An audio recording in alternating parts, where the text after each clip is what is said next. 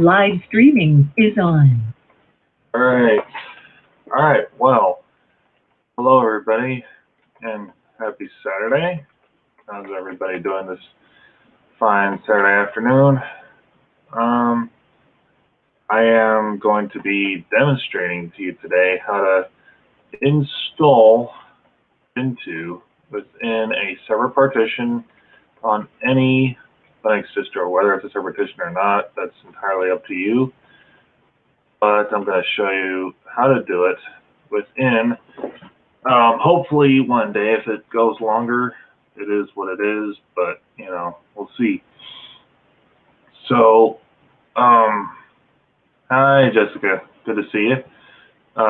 So we're going to be doing this over SSH. I'm not going to do this through TeamViewer because my LFS does not have TeamViewer installed. That would just take way too long, and I just wanted to get this going. So, yeah.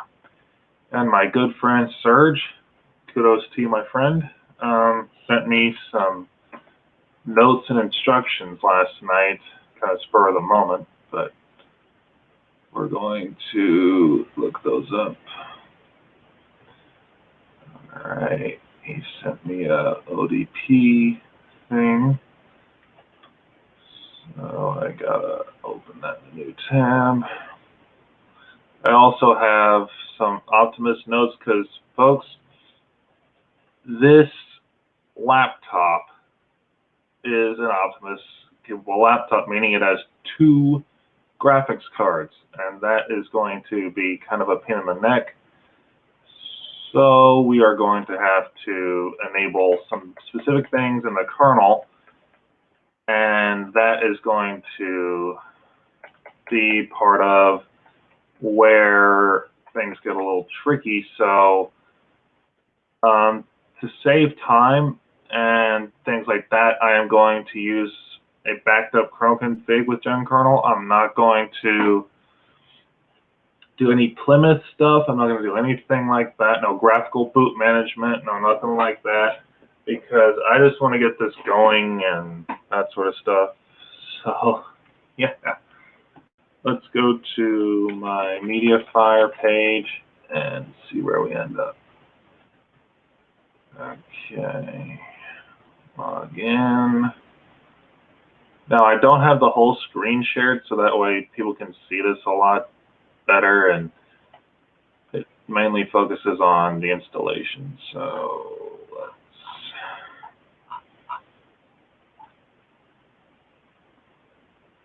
copy the link,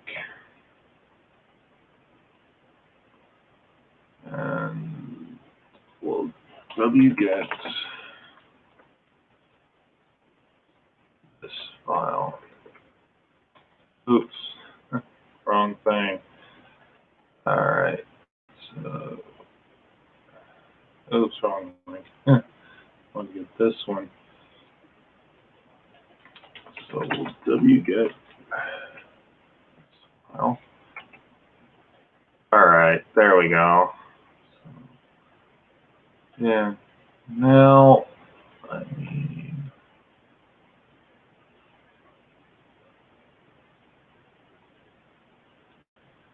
And I'm just doing some pre-installation prep right now. That's what you're seeing. Hey, Ricky, glad to see you. There is a Jitsi link if you want to join. I'll paste that in the YouTube thing right now. For those that can, that is.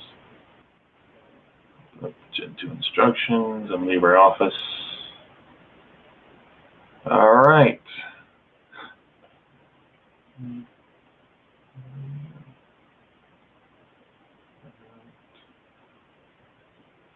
And this is kind of spur of the moment, folks, so pardon the sudden pauses and things like that.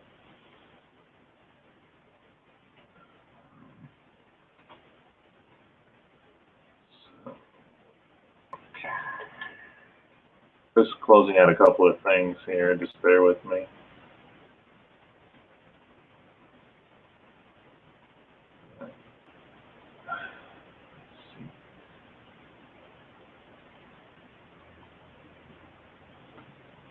So the first thing we're going to do is sudo sc dash. I'm going to cp home and config to dot. That means basically just copying it to this folder. I'm going to make dir mt. How you doing, Ricky? Oh, I'm good. Cool. Well, we've started the installation so far. What I'm doing right now is I'm making the MNT Gentoo folder, and I'm just gonna use gparted to format these because I don't want to, mess something up. Oh, okay. Yeah, sudo gparted. Now, nobody's gonna be able to see gparted because, like I said, I'm not in through TeamViewer, so. Yeah. Oh, okay. Yeah, that's partly because.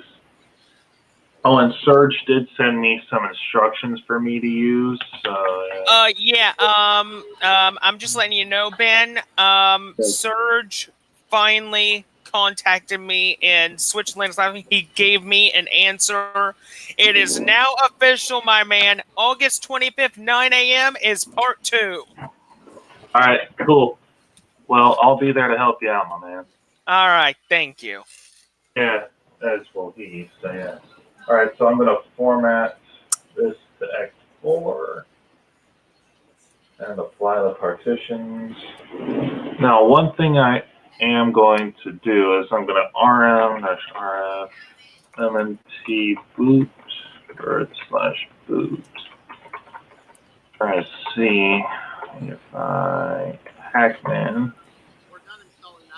That's what I want. Okay, Hackman space is gone, so I can make space for Gentoo. So we do that, and I'm going to label this partition as Gentoo just so I know what it is. By the way, as a reminder, people, I'm installing this from an NLFS because it's already a source-based distro, and I figured that would be easy. So, all right, there we go.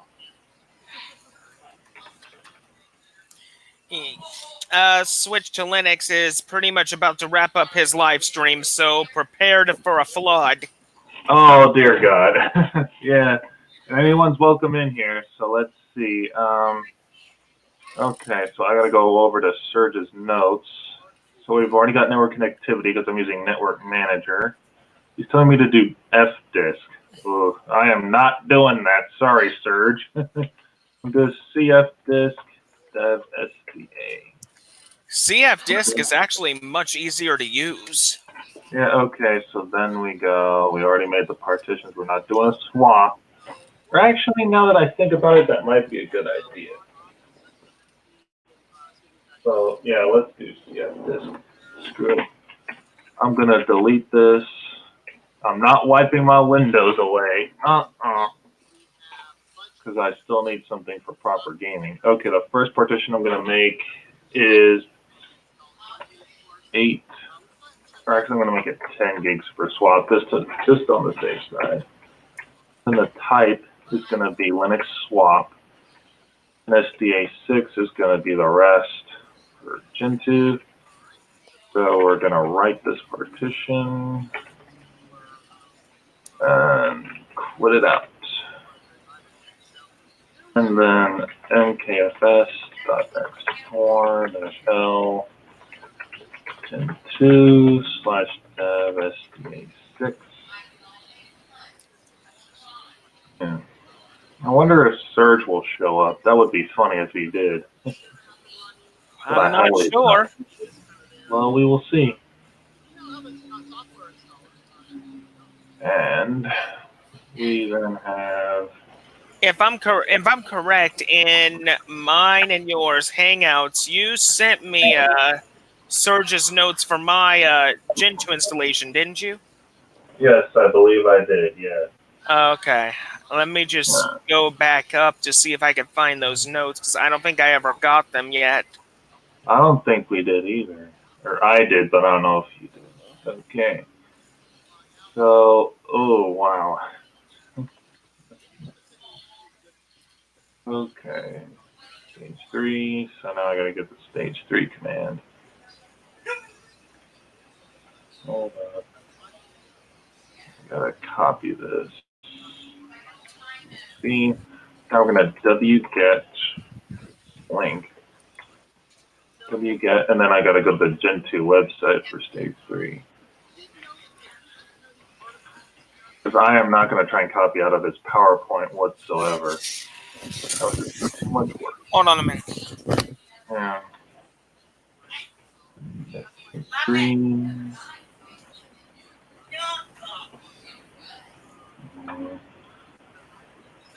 Oh, I gotta go to the mirrors. US. Snapshots. Latest.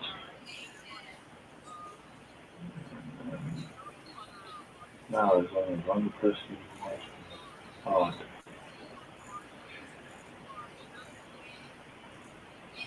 Okay. And then our next command is wget the portage snapshot. Grab. Folks, these files don't take up.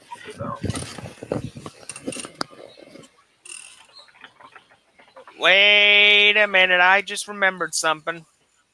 What's that? I remember the notes were emailed to me, not put into a hangout. No, they were not. There it is. There they are. I found them. Yeah, cool. What I'm doing is I'm resharing my desktop so everyone can see what all I'm doing. Yeah. Let me do an entire screen so that way people can actually see us and them. Okay. So now I'm going to move the browser over to the other screen. And then, there we go. Okay. So now we got an actual screen here. Okay, so the commands will go on top of view. So the next command is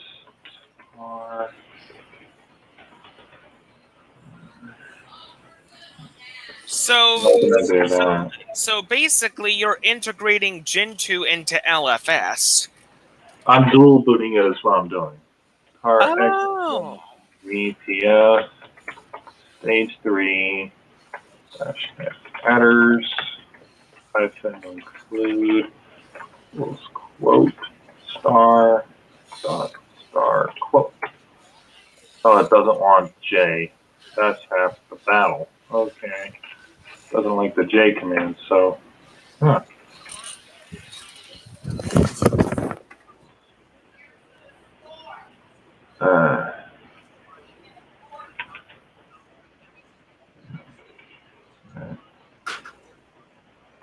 Hyphen is what I think he meant. Okay, there it goes. Okay, whatever. Oh, okay. That's fine. So,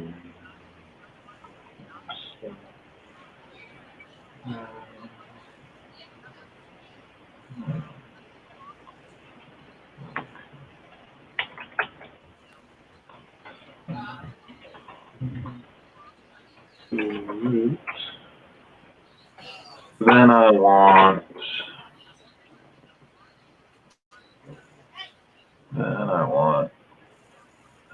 oops, whatever. Okay, and then tar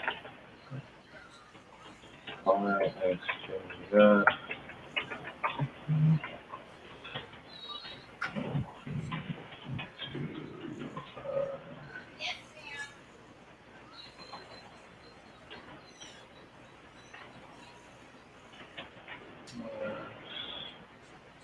Ooh.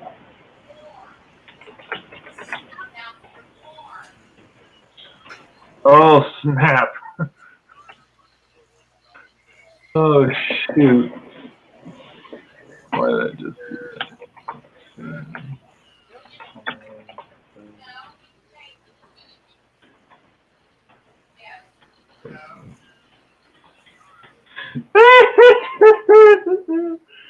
Oh, Lord, man.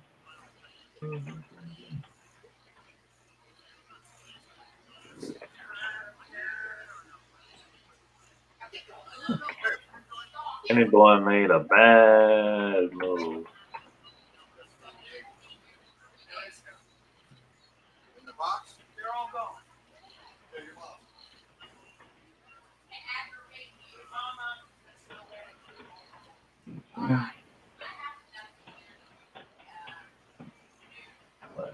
Okay. Moving on.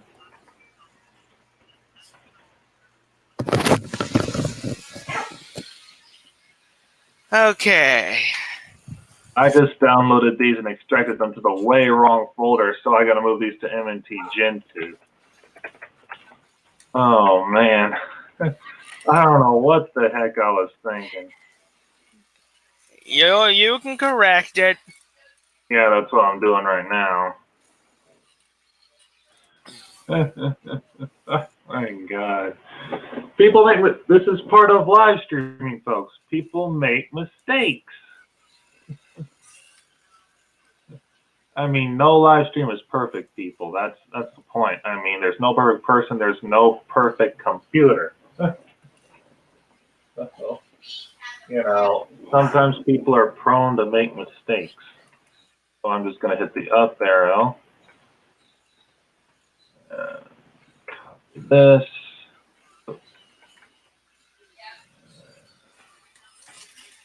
And then I got to unpack my portage. All right, there it goes. So now we go back to our instructions. Let's see, okay. So now for the make.conf. This is going to be very minimal, guys. So nano -w etc portage make conf. So we're going to set -march equal native. And we're going to do make ops equals quotes -j5 in this case. And then use equals bindist and Python and ICU because I plan to use Chromium later or Chrome, one of the two. And that'll be it for now. Also, one more thing I should probably set. Merge. Dude, you need the quiet command. Yes, I know, Ricky. -- auto unmask -- yeah, I know. -right -- quiet build. There we go. Okay, and then I'll come back to video cards and input devices later. And yeah, of course we gotta do this. Okay, we don't have mirror select yet, so I'll do that once I see it rooted in. Make -p MNT Gentoo, that's the portage. .conf. So I'm probably going to go XFCE on this install. I'm not going to do anything complicated like GNOME 2 or KDE or something like that. Well, KDE 4 for that matter. Gentoo, let's see, portage, repos.conf, Gentoo conf. We're just setting up the mirrors now and all that sort of stuff, you guys. Mm-hmm. Default.conf, Gentoo, let's see. That's just for basic networking. And then we got a mount, htproc, none, MNT. Can't believe that you're dual booting LFS and Gentoo. That is ballsy, I will say that. I mean, right now you're in your LFS machine, but you're programming Gentoo right inside of it. That's skill, isn't it? I never knew that you could build Gentoo without using the ISO image. Yeah, you can build Gentoo within like Ubuntu for crying out loud. Oh, okay. Yeah, so you can build it within Arch, you can build it within anything. So you don't necessarily need LFS or an ISO image. You could just literally build Gentoo straight from source. If you wanted to, yeah. Okay, so now we're going to do export. PS1 equals quote.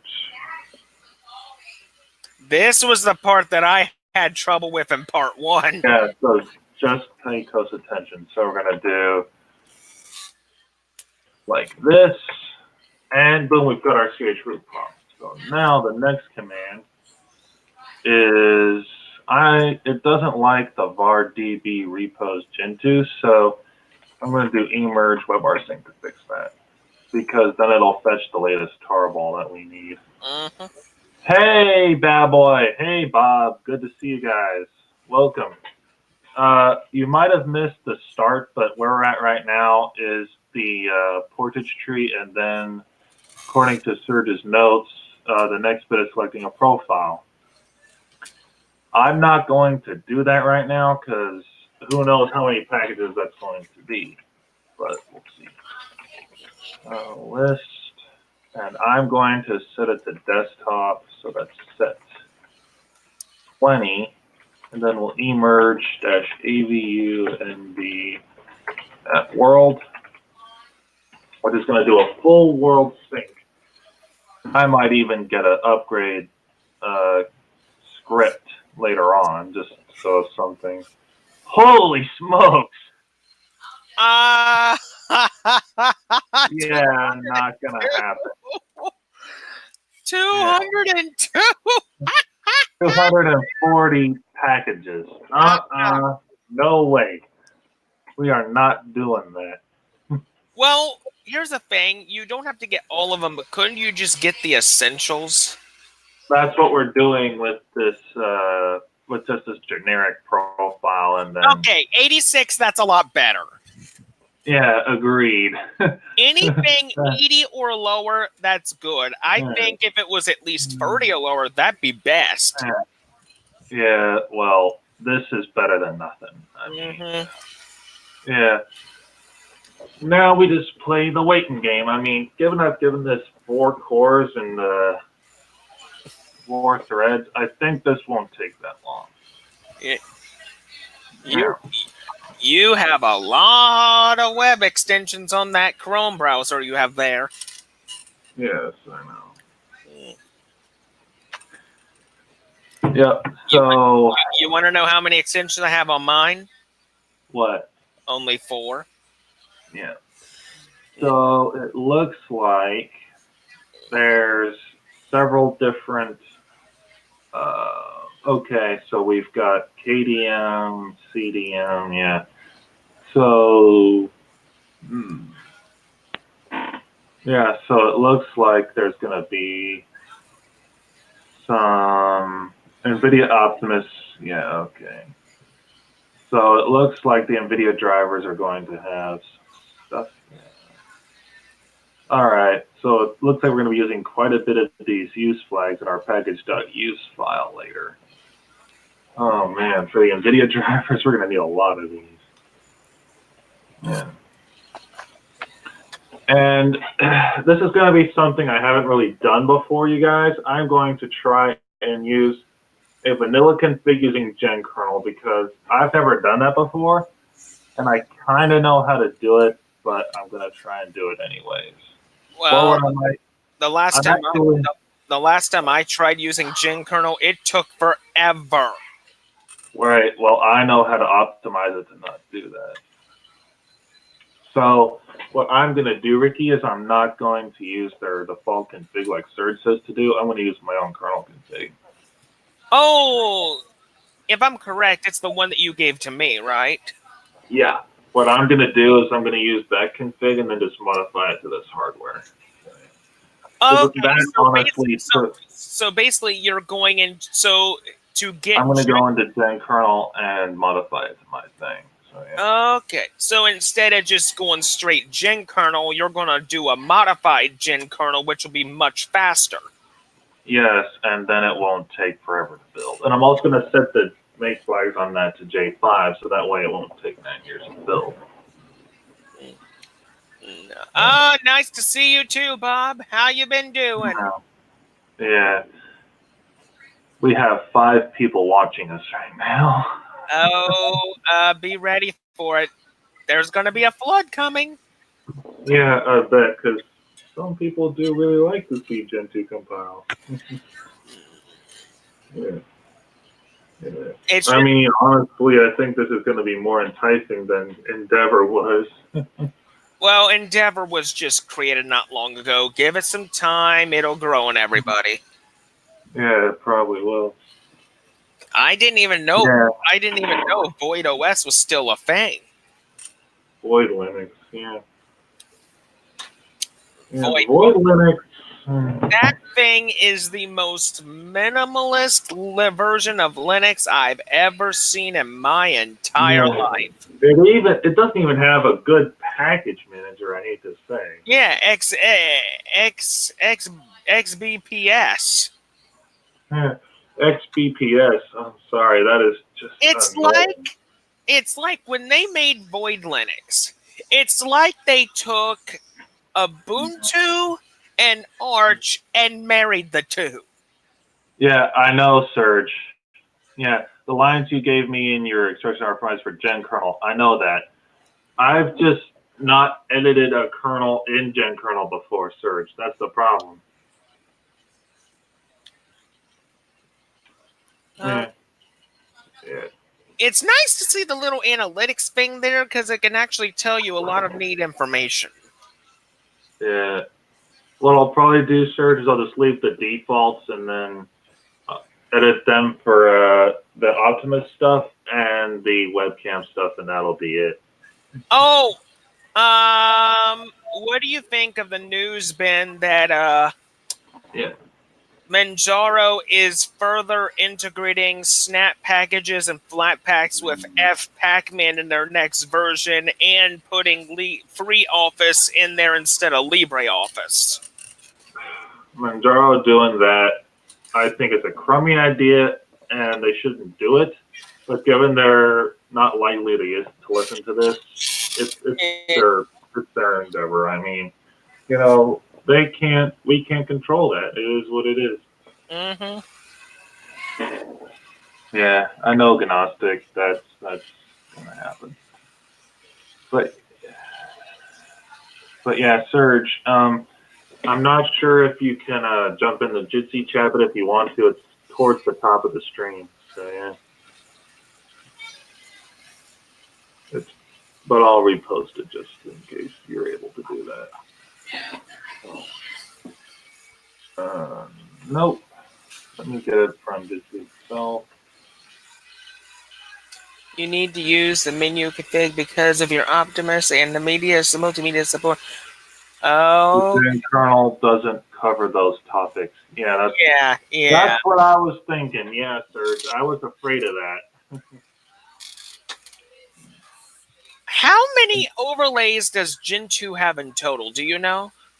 Oh, there's so many. It's hard to explain that, but they have Layman itself has a ton, and there's plenty more on GitHub and stuff like that do support Layman, but you have to add them manually. And there's so many out there, I couldn't possibly tell them all. Okay. No problem, Serge. We will. You can do it another day. That's fine. But yeah. By the way, Ben, I fixed the laptop. It is stabilized, but I know eventually I'm gonna have to get a new machine. Yeah. I mean, the way that machine's acting, it's probably not going to be long before that has to happen. Yeah, it's not going to be long before like a power supply or something blows. Though it is possible for me to take it apart completely and just put a new power supply in there. That shouldn't be too hard. No, it shouldn't be, but eventually it's just going to kick the can and you're going to have to get another machine. I'm aware of that. I am completely aware of that.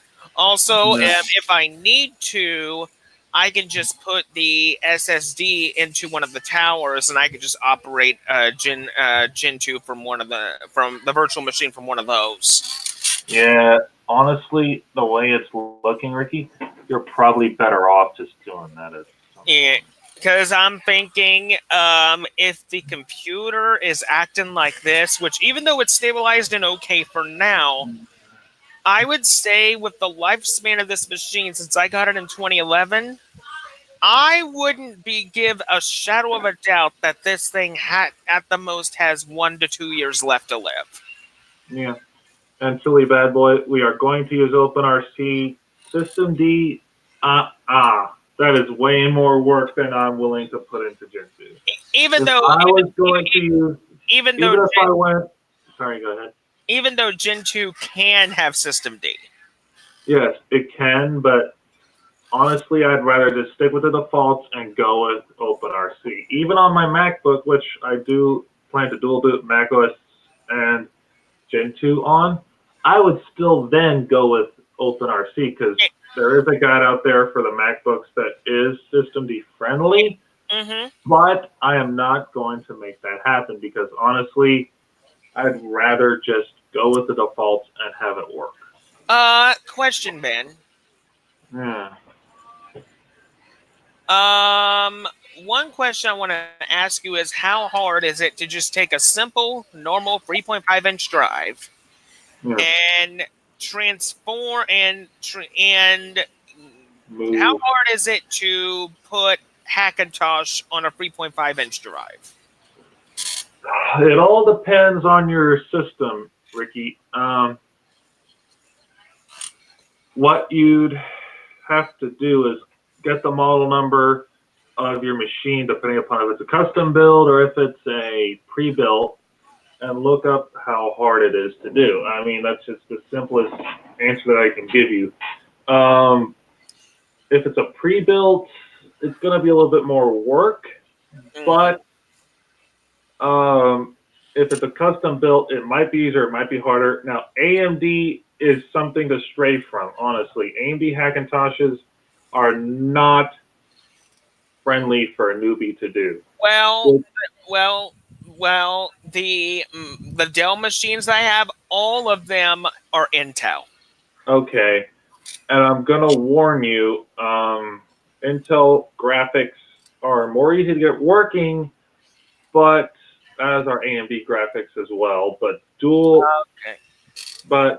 graphics setups not gonna happen. I've tried; it's impossible. So, if I do want a Mac system, the easiest possible route to go is just to get an old Mac OS X laptop. Well, probably yes. Like a MacBook from 2011 or. Does Mac OS X Leopard still work? It can, yes, but not a lot of browsers still work on it. Snow Leopard would be probably the minimum I would go. Okay, so Snow Leopard has not halted yet.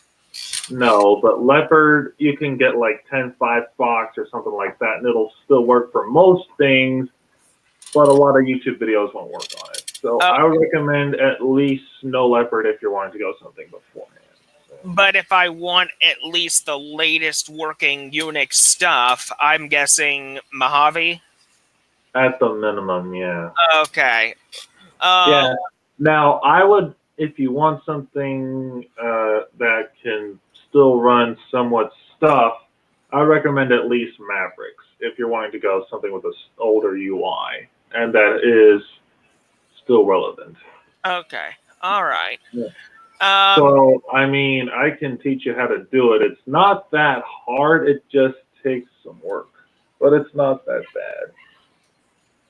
But anyway, so yeah, if you want something that's not insane, I'm guessing the best route for now is just to stick with Linux.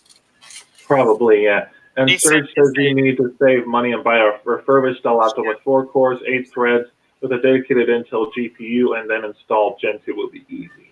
Okay, that's a good idea. That's a good idea. Yeah.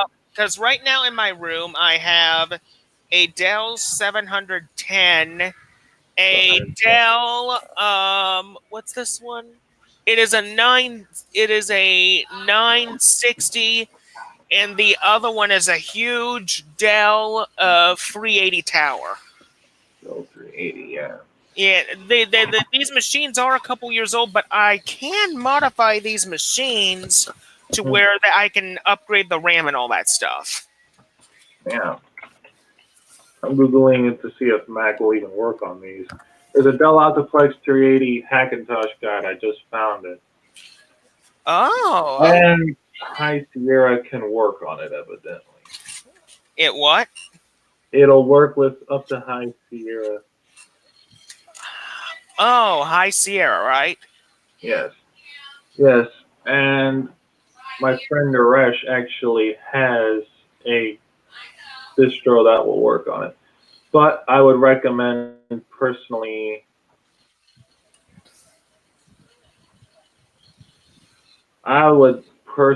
recommend using the Olarila Mac image if you're going to get started. Okay. Now, when it comes to VirtualBox in general, the minimum RAM to get VirtualBox proper learning, I'm guessing, is anywhere between 8 to 16 gigs of RAM, right? Yeah. Yeah, that's right. Okay. You would need enough threads, otherwise. Yep, I can agree with that. I can agree. Yeah. And it looks like he's got everything here you're gonna need in order to run this. Okay. Yeah. A few months ago, when I put Ubuntu 10.10 on my laptop, right after I redirected the release to the old releases Ubuntu site, the updates seemed to work partially. There were still things that it was not working with. Which release was this? Ubuntu 10.10. Yeah. 10.10. It's very shady if you're gonna get updates on it. That's the challenge. Okay. But I'm guessing it's not impossible. It can be done. It can be done. It's just you're not gonna get everything. Okay. I'm guessing I would still have to install things manually or compile them. Yeah. Okay. You're gonna either have to update manually or compile them. Yeah. So.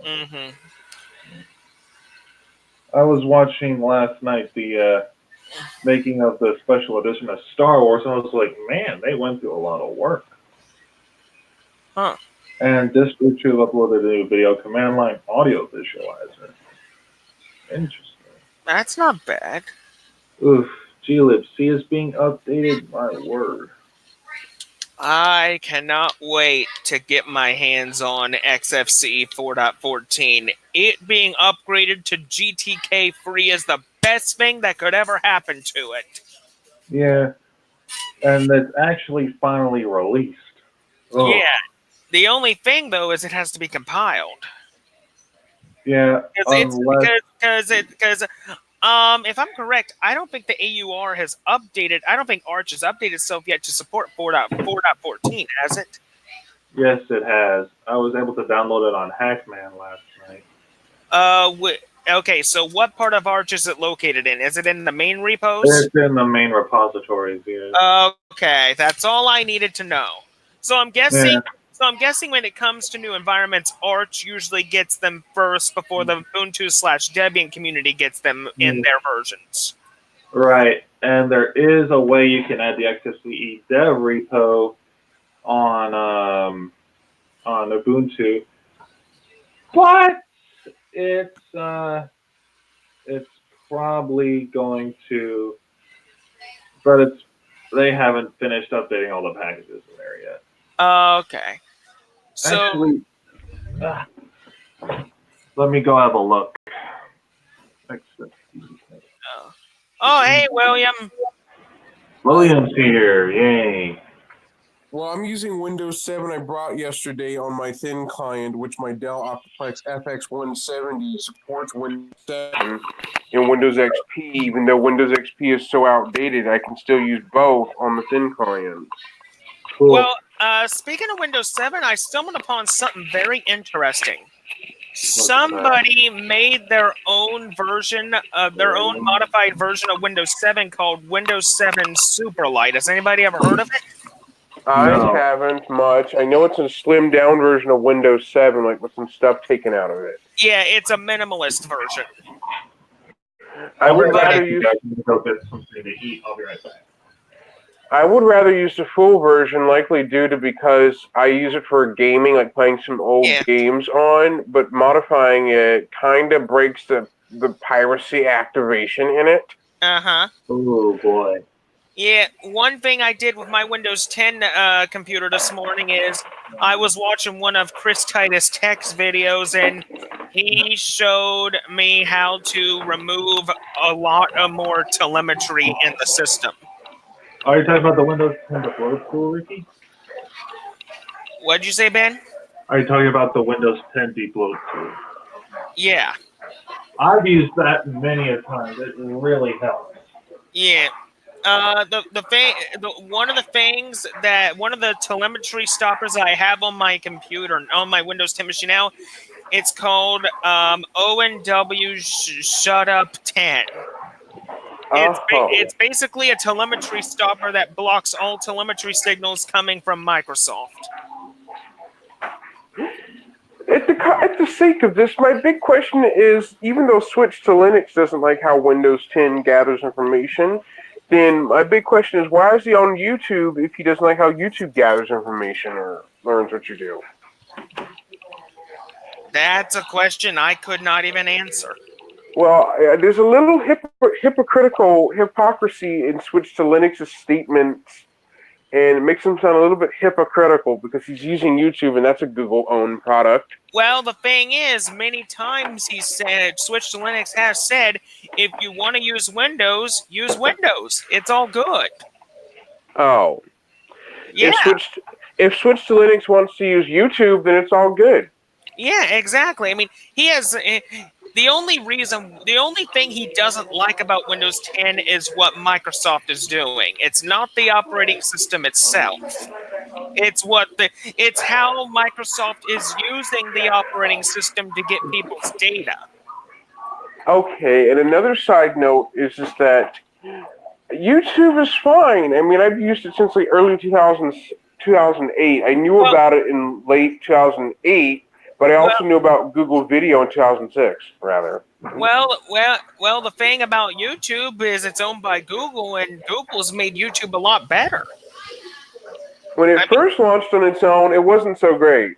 No, because I mean, look where YouTube was about 10 plus years ago. It was a mess.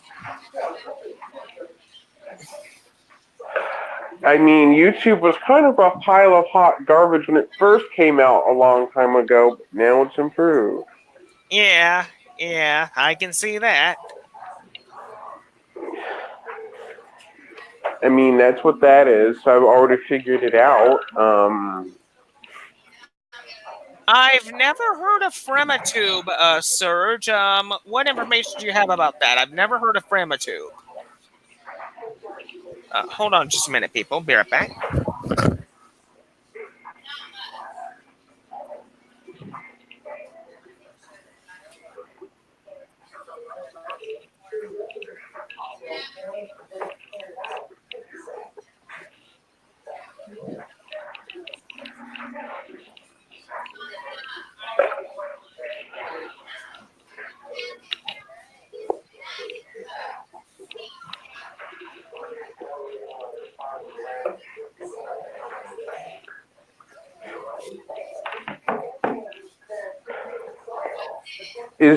Ben is away currently, so is.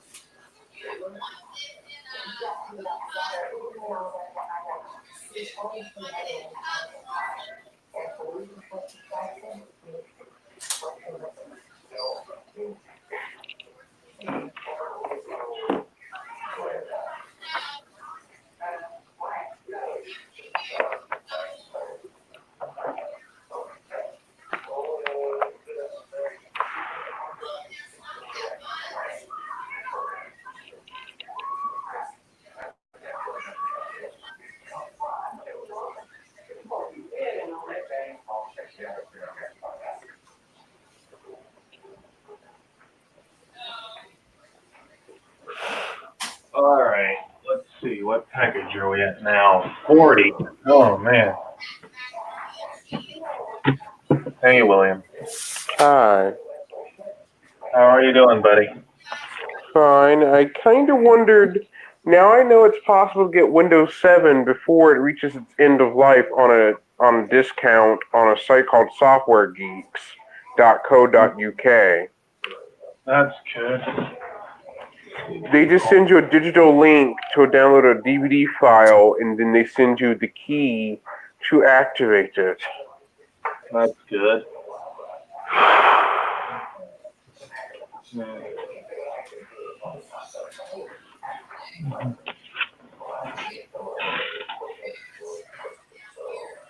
Let's see what our next step is.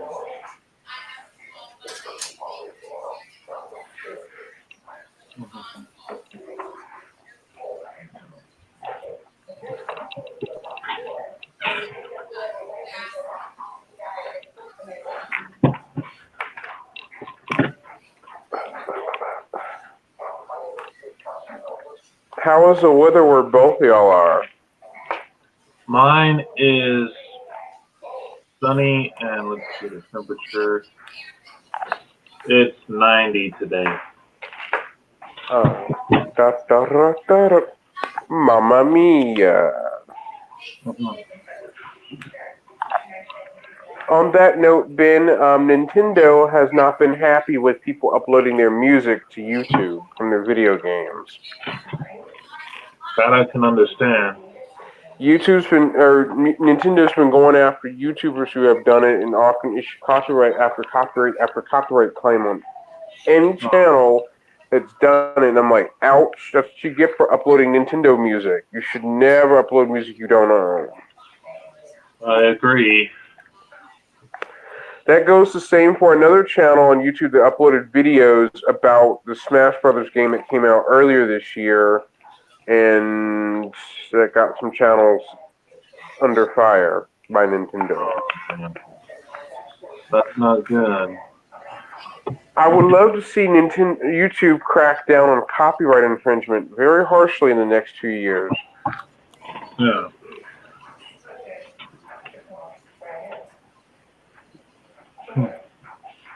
I wouldn't be surprised if they did that either. Ben, how would you react if someone took music or something you made and uploaded it without your permission? I would not be too thrilled. I see. With me, I would A, file a strike, or B, I would let it slide as is to avoid creating bad attention for myself. Yeah, I would agree with you there. I would just either be mad or just say, sure, it is what it is. Last thing you need is bad attention coming your way with cyber pitchforks coming towards your way, and people aren't going to be too very thrilled about it. Hello?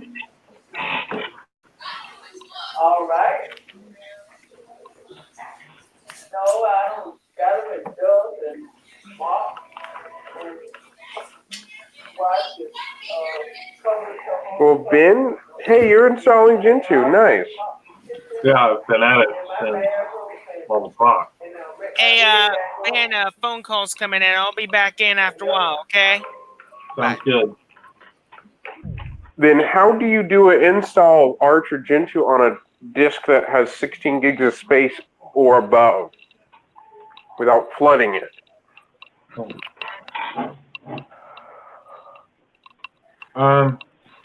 16 gigs. Without filling it up so full. That's actually a good question. Gentoo, in reality, shouldn't take that much space. It stores a lot of stuff from Portage locally on your system automatically. I know, well, the portage tree doesn't take up that much room depending upon what programs you put on there. If you wanted to turn a thin client into a Gentoo web browser just with a web, like a text-based browser, then it's not much of a problem there. Yeah, silly bad boy says 16 gigs is too small, and I agree. But hey, I can get Windows 7 Windows 7 32-bit Professional working on a thin client with 16 gigs of space, and it works. Yeah, well, Gentoo would be an entirely different story. Arch would be too, because it would flood the disk space full. Yeah, probably.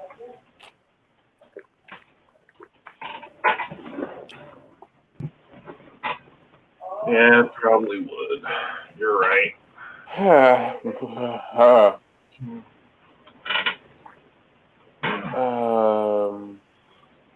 you're better off just sticking with something. Huh? You're probably better off just sticking with like something like Ubuntu or something like that, unfortunately. Oh.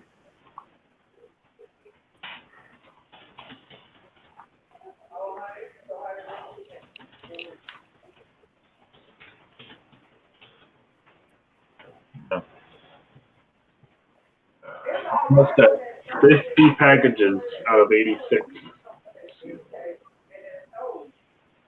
And these are just updates. I mean, yeah, William. I mean, these silly bad boys, right? I mean, yeah.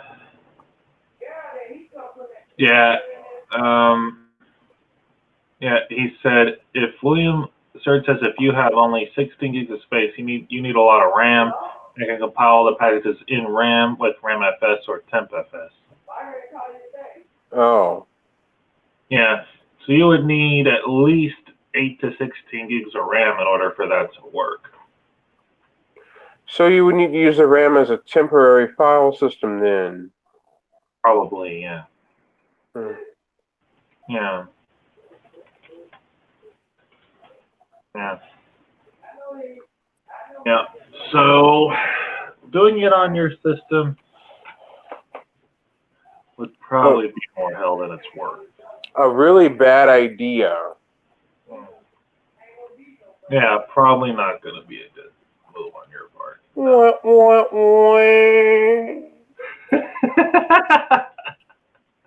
If I can get Debian 32-bit to run on it fine, then what gives?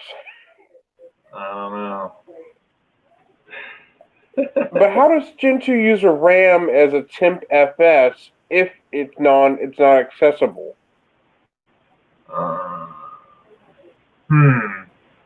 That is a good question. Because the RAM is not accessible to the user at all. It's only accessible to the system only. That is a good question, my friend. I am trying to think of how that would work. That's what Serge is talking about. I have no dang clue. Because the RAM would hold a lot if it was a lot larger, but if the power goes thunk, then the RAM is wiped, clean, flushed. You make a valid point. But I have seen certain operating systems where they do allow it to run a temporary file system, but I've just never done that before. But that's just me.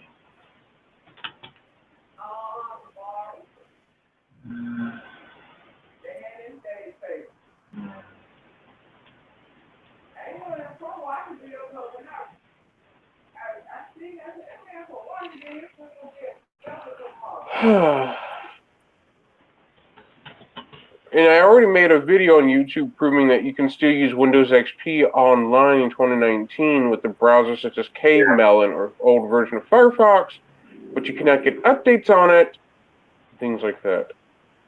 Then Serge just linked in the chat a link to how to set up on a Gentoo wiki a TempFS file system. Thanks for that. I'm in the middle of multitasking right now, trying to get Windows 7 running with Google Chrome in it, because Internet Explorer is so old, most sites don't work correctly with it. Yeah, let me link this to you on Facebook so you don't forget about it. Okay. The way I got Debian to install on a thin client is I use a flash drive that has a large enough storage as a second file system to store other files on so it doesn't flood the internal drive.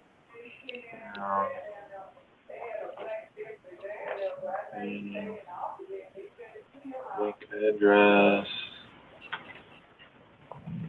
Yeah, it wouldn't let me paste it directly, but that link I just put in the Facebook chat should.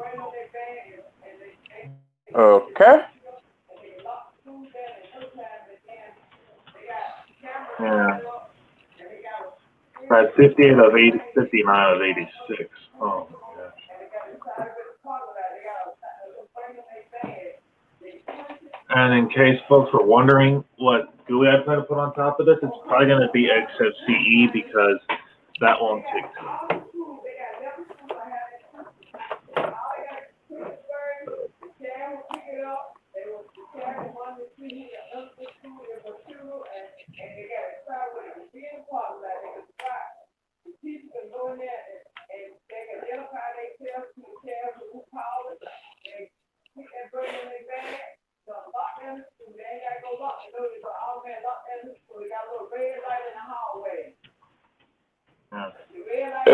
And you can use Debian with 16 gigs of space without that much issue. Yeah. I mean, that's perfect.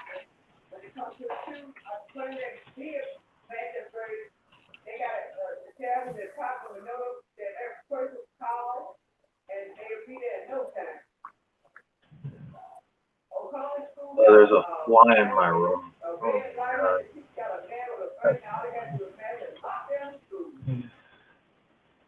We have 6 people watching the stream. Yeah, Serge, you're right. He can use 16 gigs of Debian. I really won't use the thin client for gaming, mainly just to jump to website to website to website, but not for intensive stuff.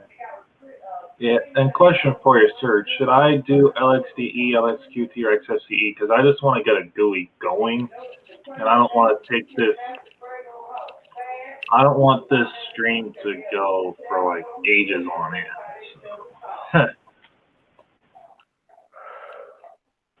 I mean, I'm sure you can understand that.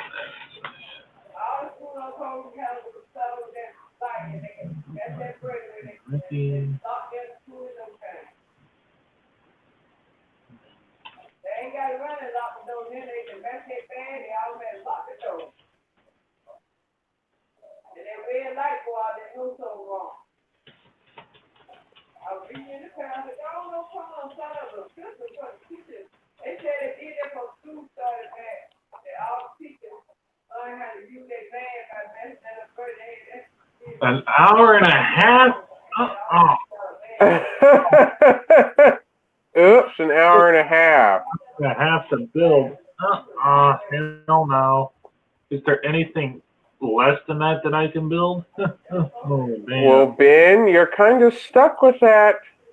Well, I'll do OpenBox then. Just for the stream, and then I can build XFCE on my own. That's fine. Silly. I don't want to be stuck in links. What are you kind of? Oh, man.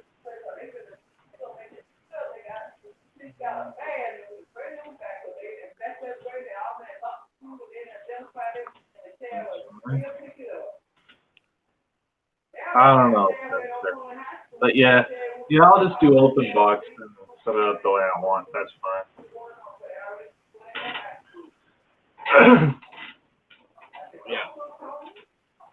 Yeah, OpenBox Lamer, that sounds perfect. Yeah. I'll probably do LXD and OpenBox just to have the simplicity.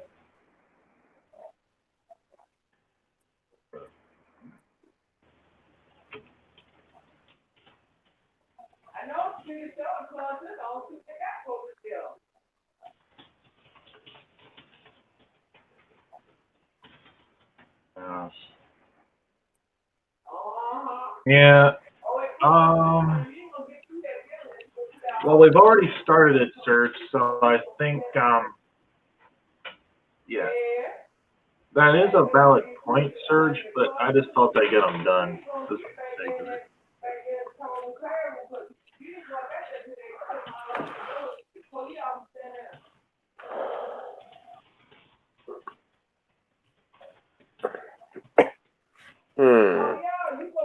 Yeah. Well, it's only 20 more updates.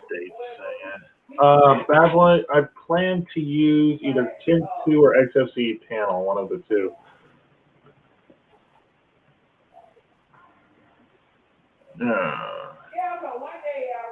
Yeah.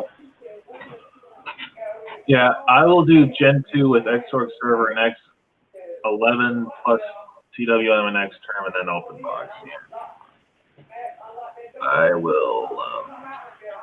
Yeah. Yeah, that's probably a good idea.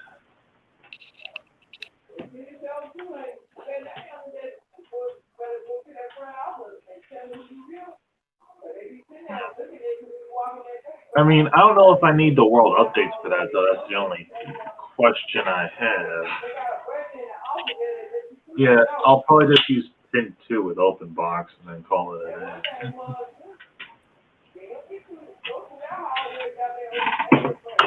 Question for you, Serge. Should I do the world updates before I install the GUI, or should I just go for glory?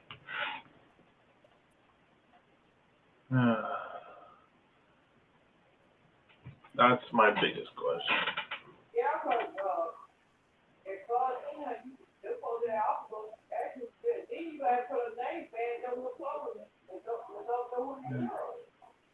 Yeah, I don't think that would make sense.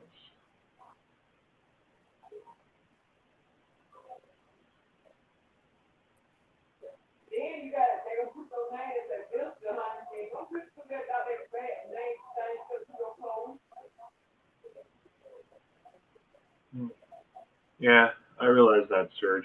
Thank you. Okay. Yeah, I don't want to install certain dependencies like this. Yeah, that's what I'll do. Is I'll ignore them for now.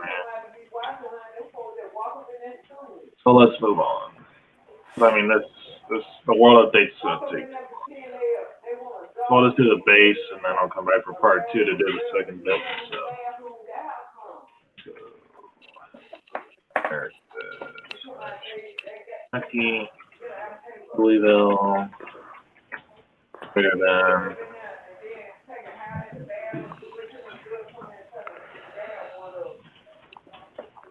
Merge config. We're growing the time zone and locales now, people.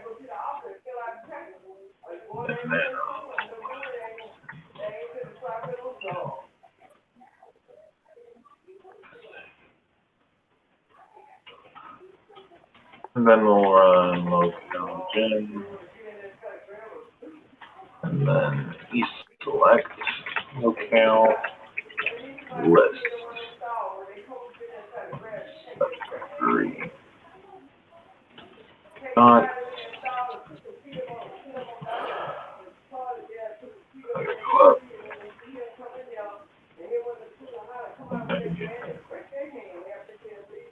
And then we want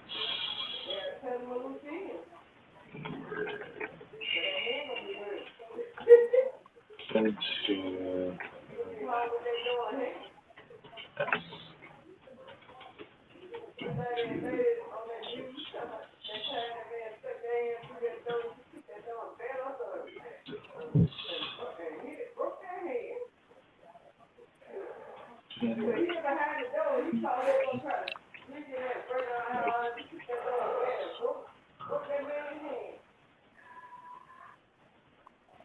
oops. Yeah. Yeah, I get what you're saying, Serge.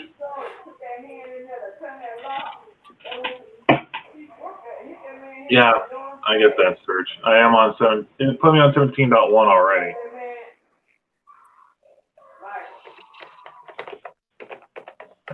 Fun. And now let's run it.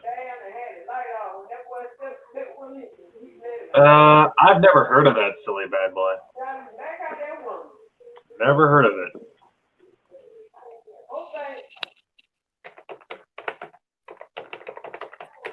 Holy packages. Oh my God. 17, that's not good.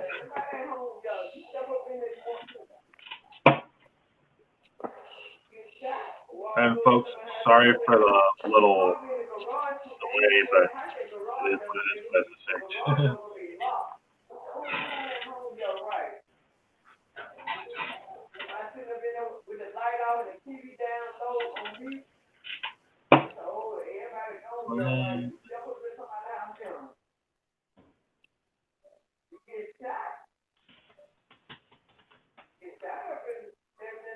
Yeah, damn.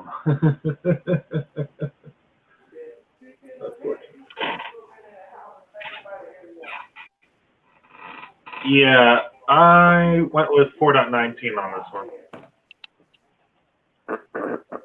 I'm not upgrading to an unstable kernel. No. Oh, Ben, you have to do the unstable stuff. I don't want to. No. Yeah, I'm going with an LTS kernel. I agree with Serge. What? 4.18.66, I think.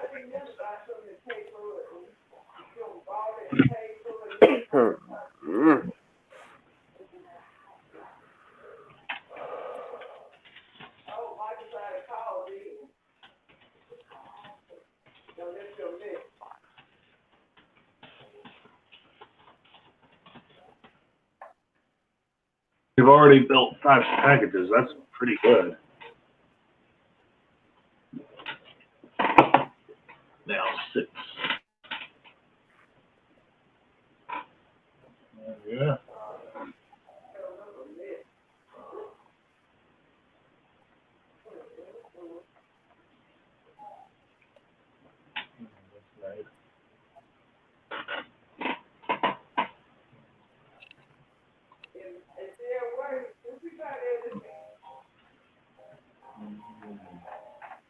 That's funny.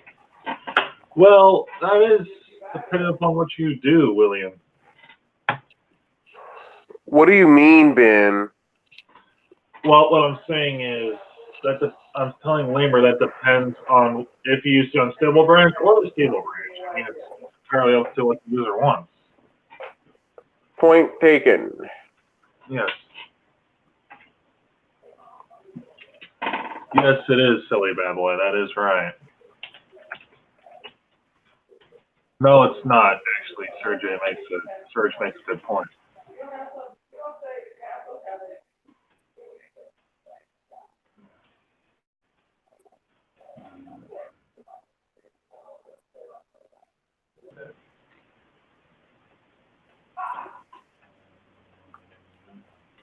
Oh, somebody on the...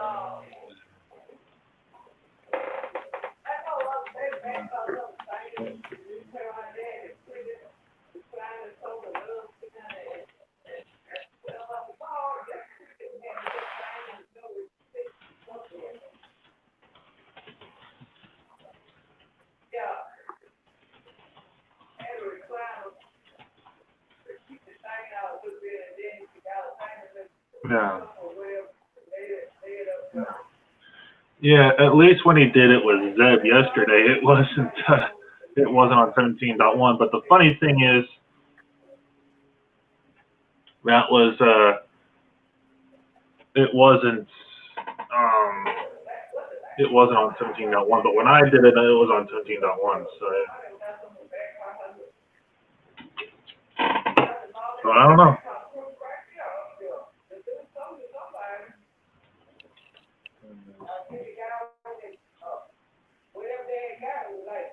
Okay, Gnostic, we'll be here.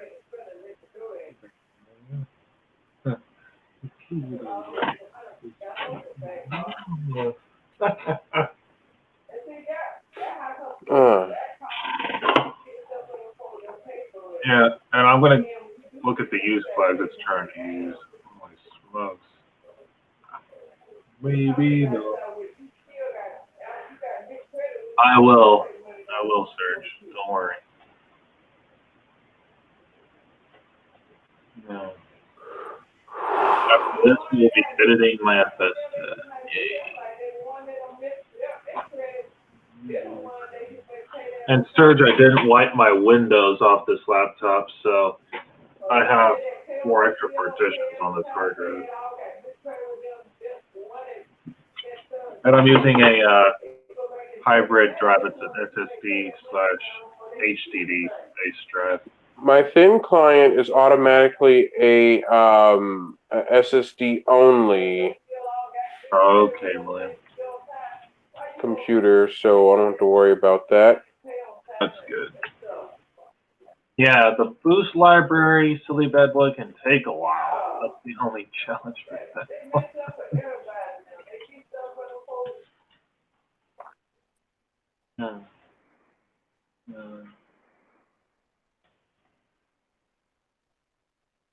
Yeah, the boost libraries can take forever.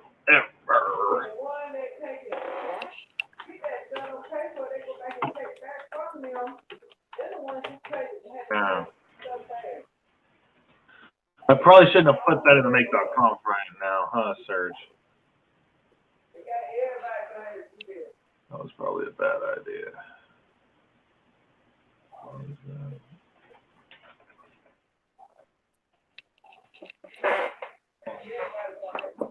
Well, I put it in there, Serge, for Chrome or Chromium or something.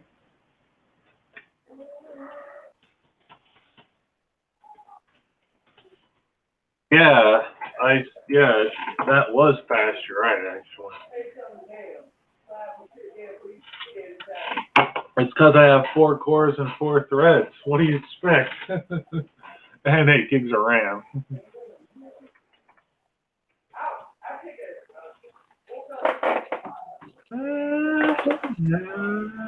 Oh, yeah.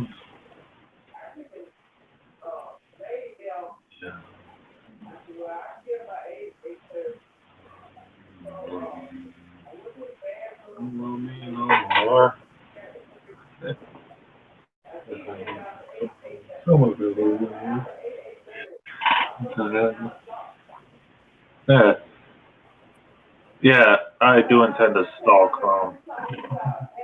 Not Chromium, normal Chrome. Actually, Serge, is there a way I can speed up the installation of Chromium?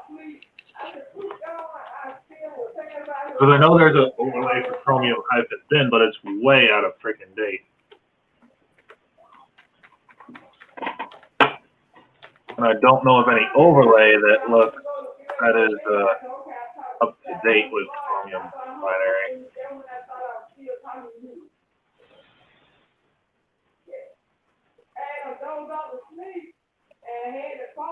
It's summer, David. Now it's compiling LVM. Oh my god.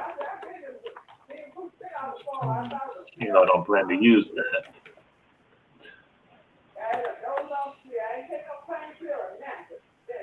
All right, so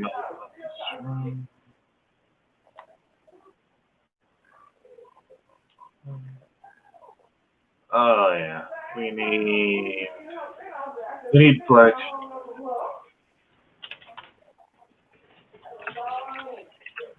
Yeah, I only have 8 gigs of RAM, silly bad boy, so that may not be a good idea.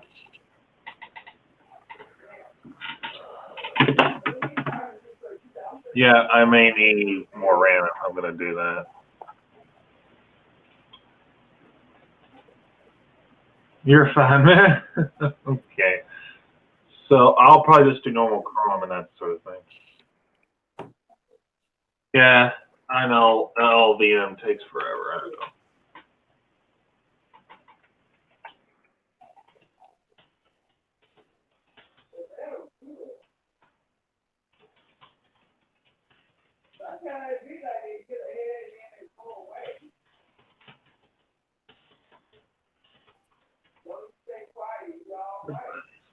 Ow.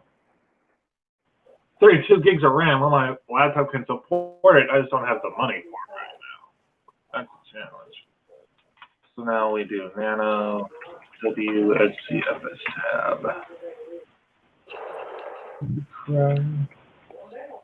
So this will be the boot, which is going to be dev.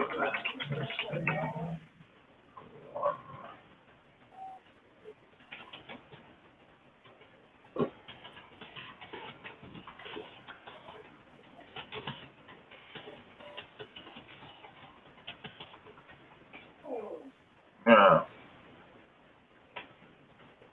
And then our root is going to be boot, because this is an EFI laptop, so boot EFI.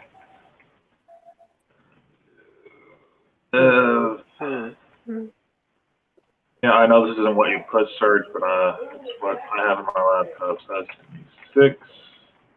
And I got to organize this neatly. This needs to be D6. This one's going to be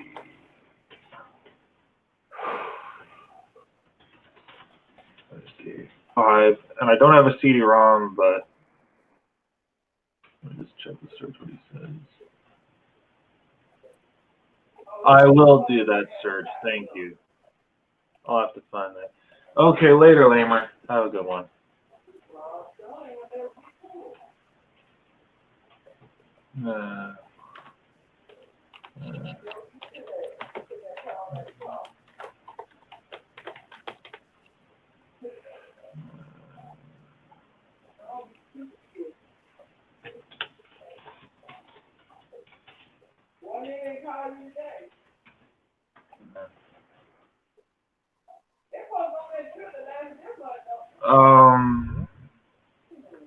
Yeah.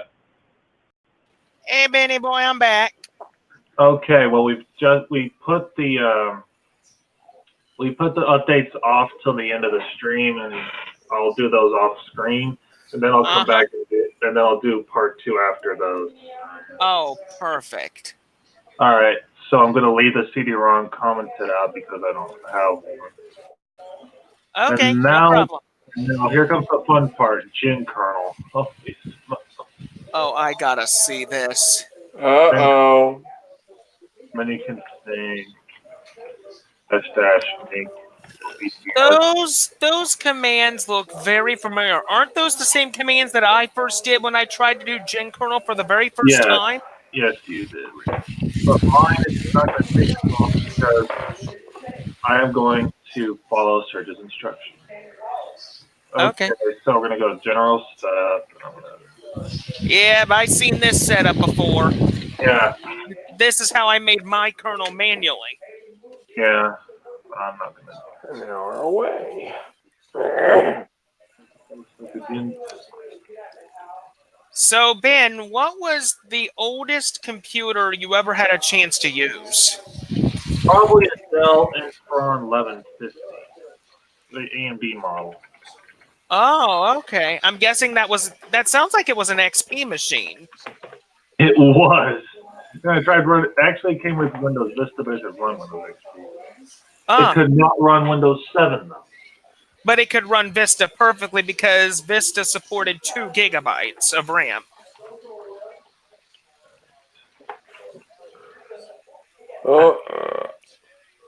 Surge, that is already on. The U event helper path, that's already enabled.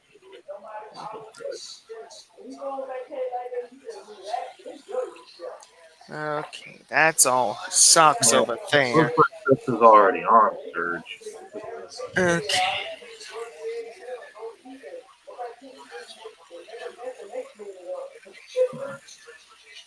I need to move this. Bad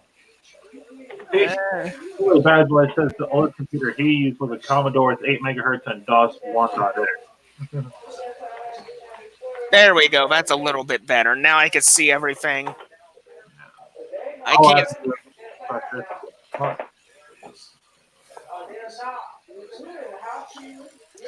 Okay. Let me just fold up these towels.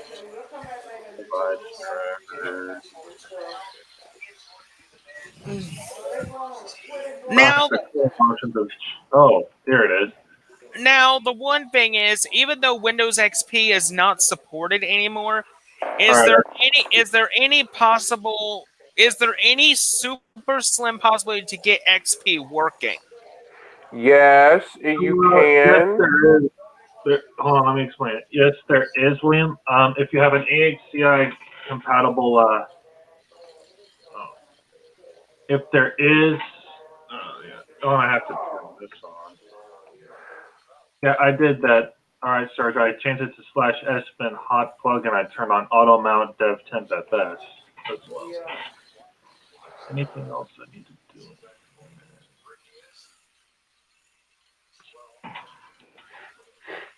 Yeah.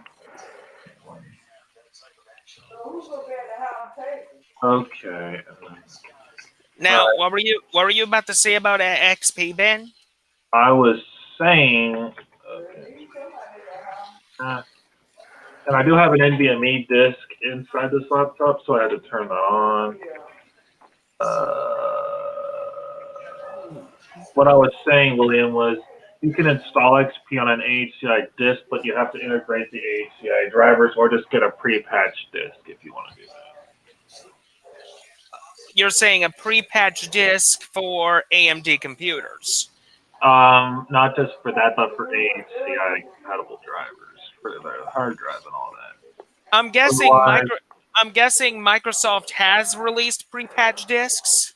no, you'd have to find them on a cracked website. Yeah, that's the risky thing there. Let me guess, Pirate Bay? Yeah. Something like that. Yeah. That's the risk you take. Yeah, exactly. Multimedia support. If I'm correct, isn't Windows 8.1 still supported? Yes, until 2023. Oh wow. What did you say? Until 2023 is when it's still maintained. What is? Windows 8.1. Oh wow. That's still running until 2023, while Windows 7 is next year. So people still have until 2023 to use it. By the time 2023 hits, it's gone down the drain. Well, the thing about 7 is technically supported until 2023 because for the last 3 years of its actual life cycle, you have to pay to keep updating, and that's for enterprise versions only. But home users will be out of luck by 2020. They'll have at least 3 options. Go to Windows 10, go to 8.1, or switch to Linux. Yeah. And 8.1 wasn't bad. It just didn't have that good of a start menu, but there are options. Well, and the thing about 8.1, the data collection that 10 has was not really that bad in 8.1. You can mostly in 8.1 turn all the data collection off. Yeah, you could turn that off really easily. And now for Windows 10, if you have Windows 10 Professional Edition like I do, you can turn about 50% of the data collection off. But if you have Enterprise, you can turn almost all of it off. Yeah. Holy smokes! I don't need over half this crap. I see the name of my favorite joystick, Microsoft Sidewinder. Heck yes! The only one I really need is the Xbox stuff because that's all I use. Yeah, I'm turning off all this crap. Turn that on, normal pad. There we go.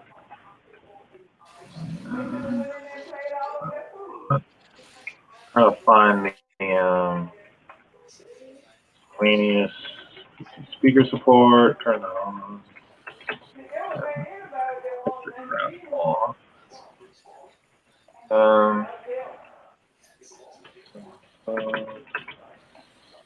What else? Let's see if Serge left me any messages.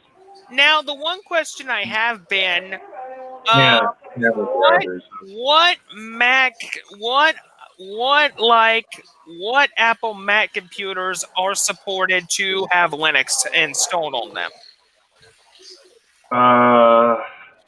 Anything 2006 and above, I believe. Uh, what about the Apple? What was it?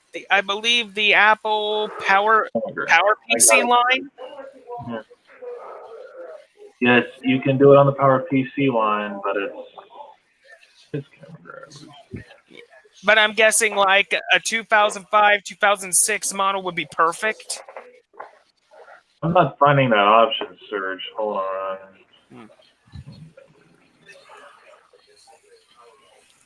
Can't find it.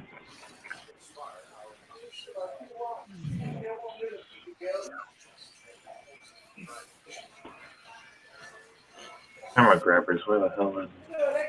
Oh, one question I do want to ask is, even though Debian 10 is out, is Debian 9 still supported? I would think Yes. so.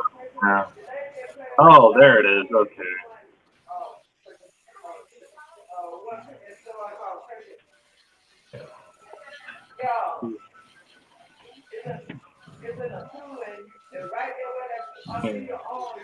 There it is. USB video class. Yeah. Okay. Yeah. Oh, Serge, just letting you know, buddy. Yep, I got it. Serge. Patrick Volkading has a Patreon page now to help out with Slackware. I just thought I'd let you know, Serge. There you go. I'd rather not see Slackware go under due to lack of support. Yeah, but Yeah. Patrick Volkading started a Patreon page, so that's going to really help out.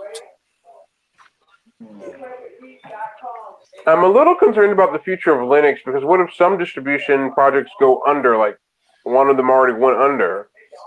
Well, the thing is, we lose Linux distributions every single year, William. We can't help that. It's just how Linux No, goes. we can't. Yeah.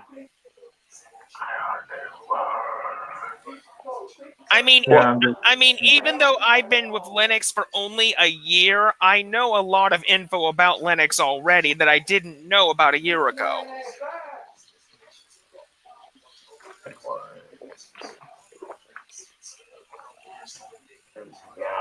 Back one.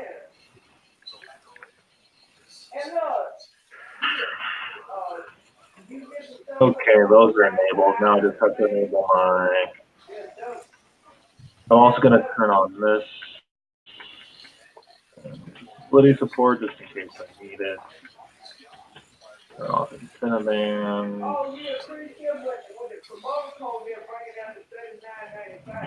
Virtual box. Oh yeah, this.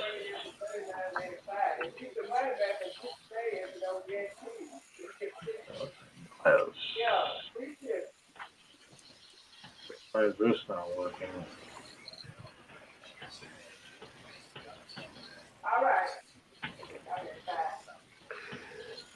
Why is that not working? Man, Gen kernel has a lot of support for computers. That's the whole point of it working. How many computers does Gentoo even support? A ton.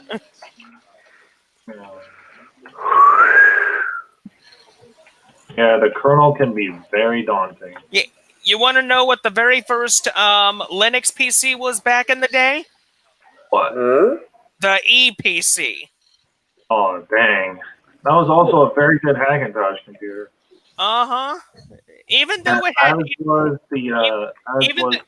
Hold on. As was the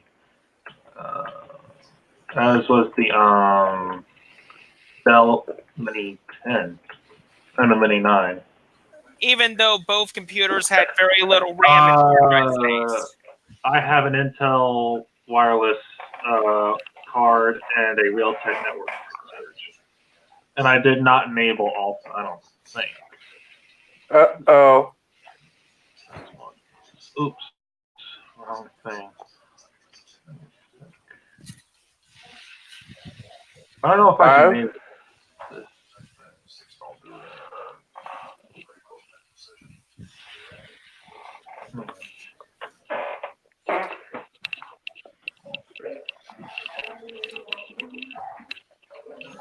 hold on just a minute. Be right back.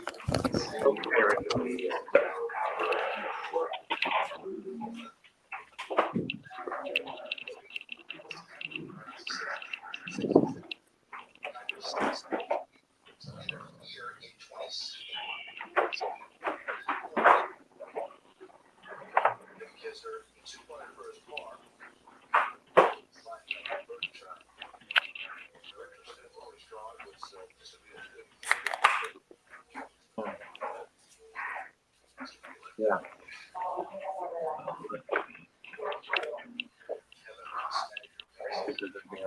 Okay, the rest can leave alone. All systems. I miss the old Power Macintosh series. Yeah, those were very good machines. I did get the Ultimate stuff, Surge. I got it.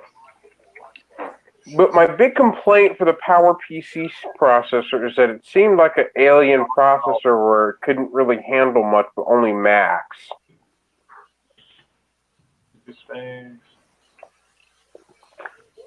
The reason why I call it alien processor because it was only used in Apple machines, not any other computer manufacturer.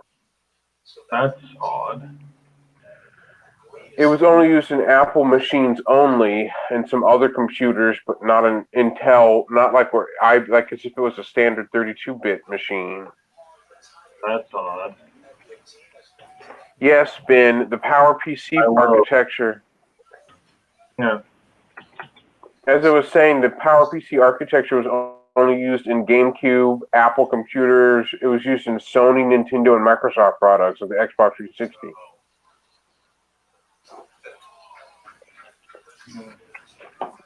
Ricky, did you know that?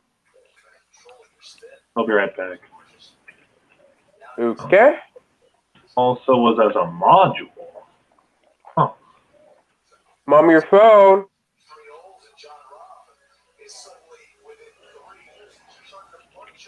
Alright, let's see. OSS. And I have a Realtek sound chip, Surge.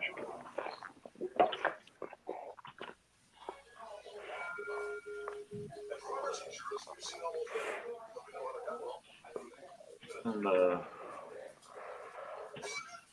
turn on Realtek. Sorry about that.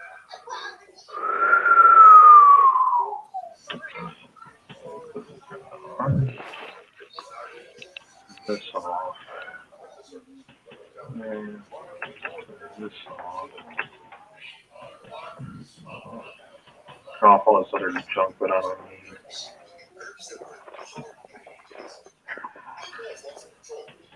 Don't need that. And that should do it. No, we're not doing that. Alright, there we go.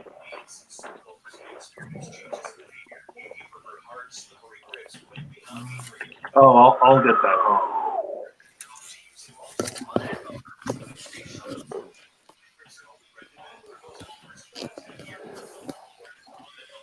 You know, Ben, a question just popped in my head. What's that? Does Linux support the Voodoo graphics card family? I don't see why it wouldn't. If it didn't, then it wouldn't have worked. I guess as it does, because if it didn't, it would have been a problem. Yeah. Okay. Yeah, I like to go to Gentoo and turn off a lot of the pre-allocated stuff. Okay, let me just go to the software manager of Peppy. Yeah, I'll find it, Serge. I know where that is. I just saw it. Oh, I'll have to do that later.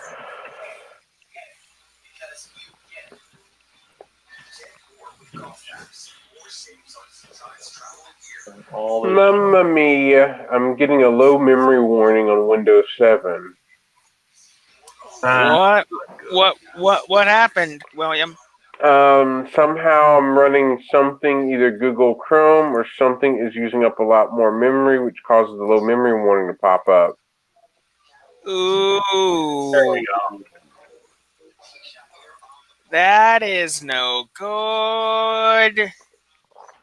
All I right. can tell because it's starting to feel a little sluggish. Yeah. Um,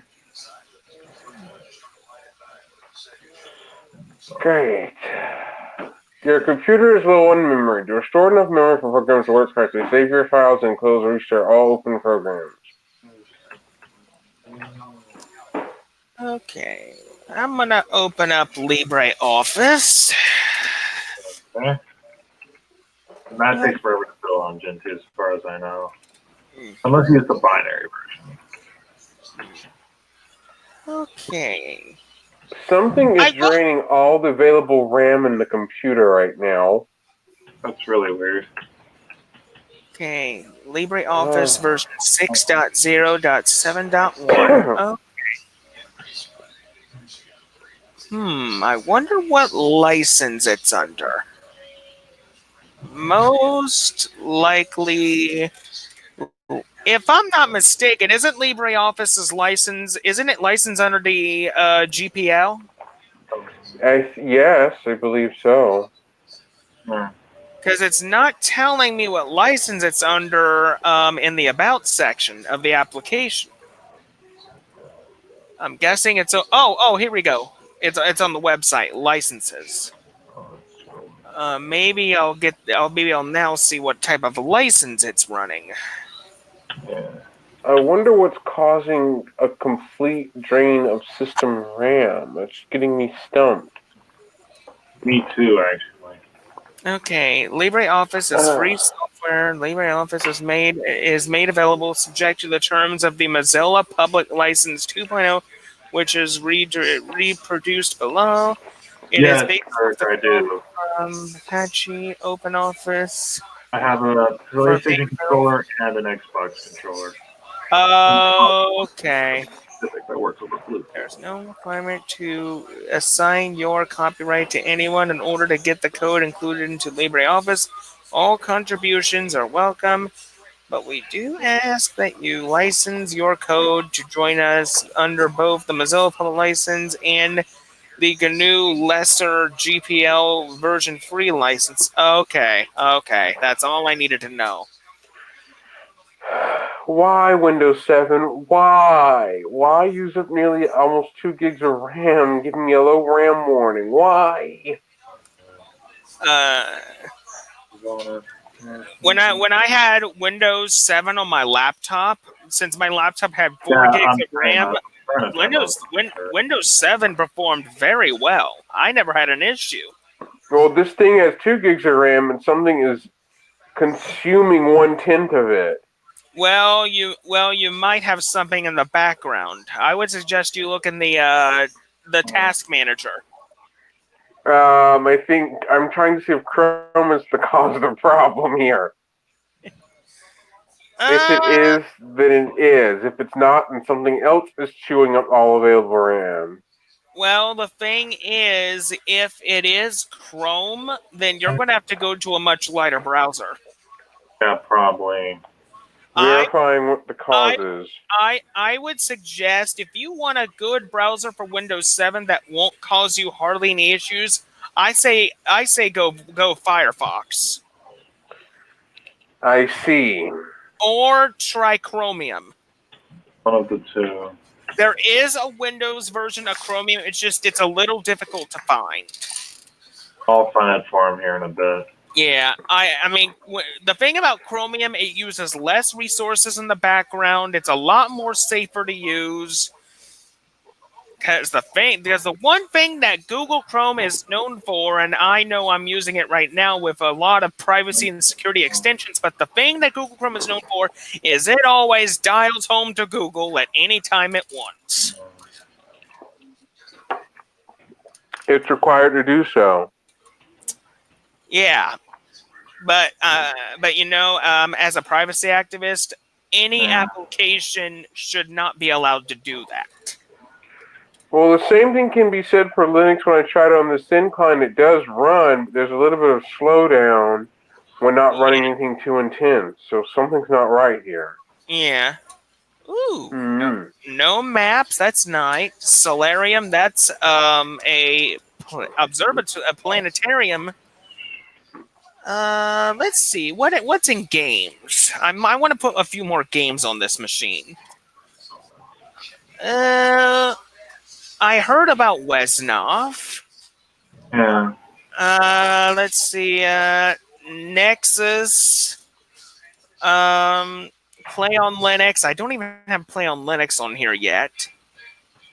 I have Steam. I have DOS. Oh, no wonder Google Chrome was running. That's why it was It was soaking up a tenth of that. No wonder. Of course. It's got 967 megs free, but still, there's still something else using up nearly close to a gig of that. So something's gone really wrong with RAM management in Windows 7. Like something is taking nearly half of that. What I know. I do agree, Gnostic. Dissenter browser is also good. That's another good option. What I'm forgetting is the graphics adapter in the computer is sharing some of the system RAM with Windows. Like some of it is shared between the OS and the graphics part. Mm-hmm. Yeah. That's what I'm forgetting. Man, there's a lot more games than I remember. Yeah. A lot more games. But my CPU is now jammed at 100. It keeps clogging out at 100%. Ugh. Okay, that's enough games. I want to see editors' picks. Okay, I don't use VLC. I need another good music. I need a good music player that's not VLC. What about Spotify, Ricky? I destroyed my Spotify account a long time ago. I have no access to it. Okay. I'm most likely considering trying to find a music player that is FOSS software. Which What about Clementine? I have considered that because doesn't Clementine do podcasting? I think it does. I think it does. Let me go to sound and video. Yeah. Okay, there's Clementine right there. Modern music player and library organizer. Oh, SM player. I forgot about. Hey, Aaron, what's up, brother?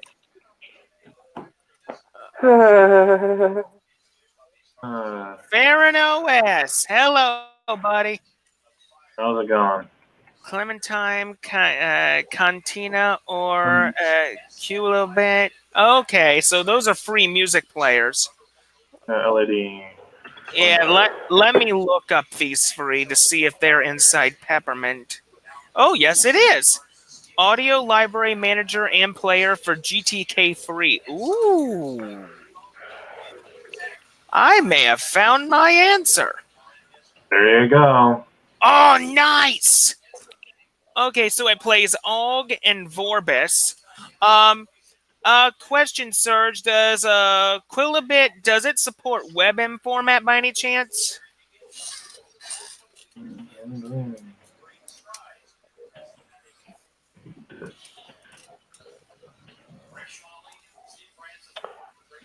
Now let me see what happens if I open Google Chrome again. It only uses up 1/10 of the RAM already.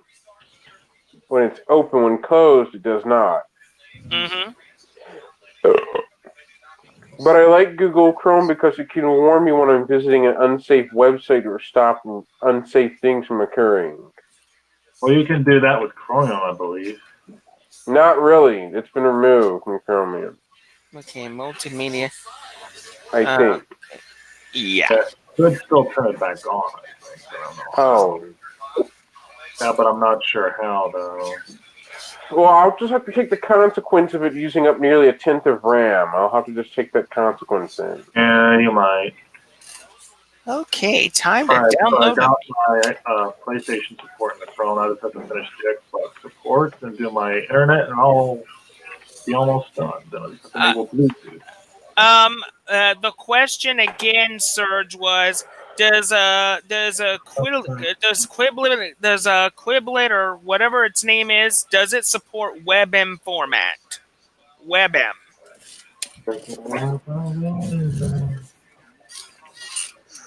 All right. Next ELAN, turn that off. I'll turn it on. Well, I'm gonna have to help my mom renew her ID card, so I will be right back after these messages. Okay, Okay, well, William. have fun. Thanks.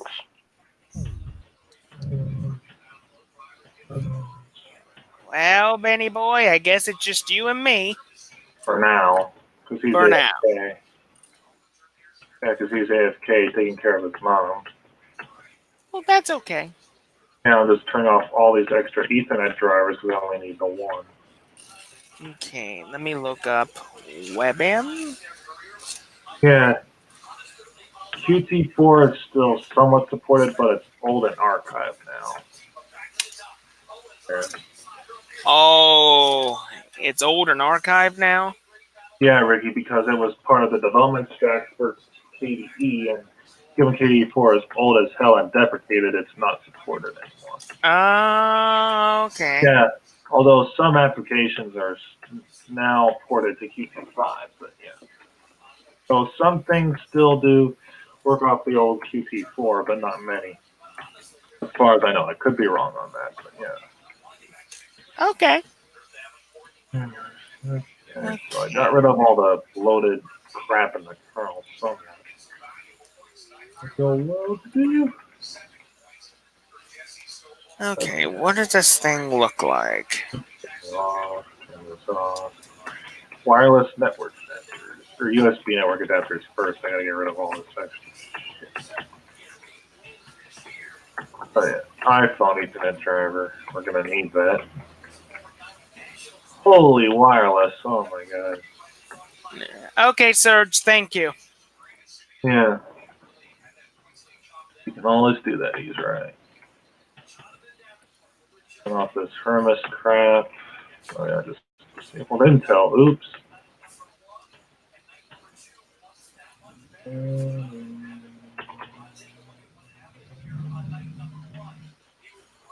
Now I just have to have these as a module. Anyway. Oh, well.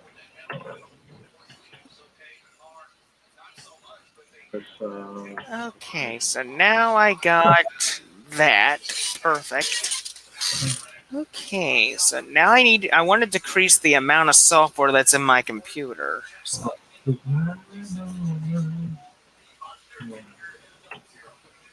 Well, I'm not gonna have on. Actually, I'm not gonna even have any USB Wi-Fi on. oh, okay, Serge. Yeah. You go to exit. Oh, I think I know why. Bluetooth. On. Radio support. Okay. Oh yeah, I forgot to do something. I need to check to see if the Desroot people emailed me back. I need to see if my Desroot email account's been approved. Yeah. I had to go through a lion's den yesterday just to get the daggum thing to go through. Okay. No. And that would be a no. Not yet. Okay.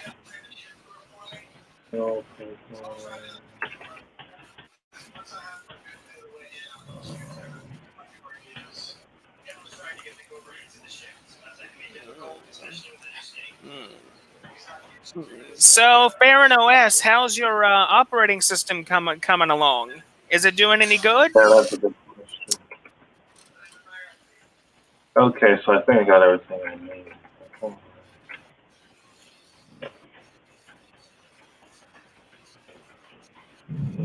And Ricky, I've decided I'm going to go open box on this Gentoo install. Mm, oh, cool. I could teach you how to use it. That would be really for sure. Trust me, I will show you what to do. Once you have OpenBox installed, I will show you exactly what you need to do because there's a specific configuration that I always use for OpenBox, and I'm going to teach you how to do it. That would be good for me. Yeah. You don't have to mess with any key bindings or nothing. That's good. Yeah. Well, that is if you want to. I mean, it's going to be a I'm little... not worried about no key bindings. Okay. Because there's going to be several tools you're going to need in order to get OpenBox installed on your system. Besides OpenBox itself. Yeah. Okay. Now, you do have a few choices when it comes to how you want to manage your applications. You could do it through Gentoo, or you can use a dock. Or if you want to, you can use the XFCE panel. I'll probably want XFCE's panel. Okay.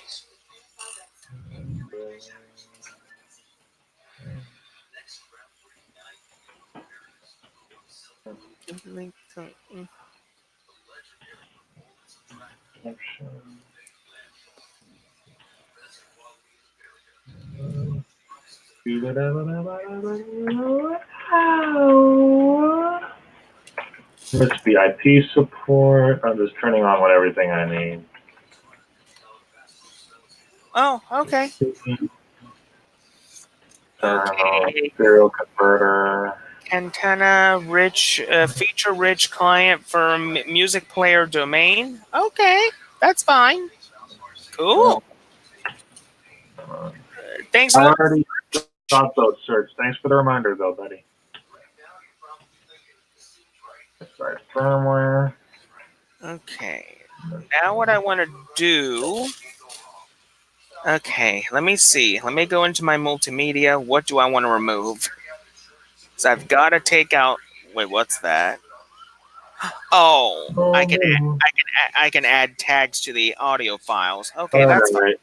Now I think I've got the kernel pretty much done, except for one little thing. I'm going to turn on Mac file systems. Okay, that's fine. Just because, in case I put Hackintosh on this machine. I haven't even been logged into Corso IRC in a while. I wonder what's going on Freenode.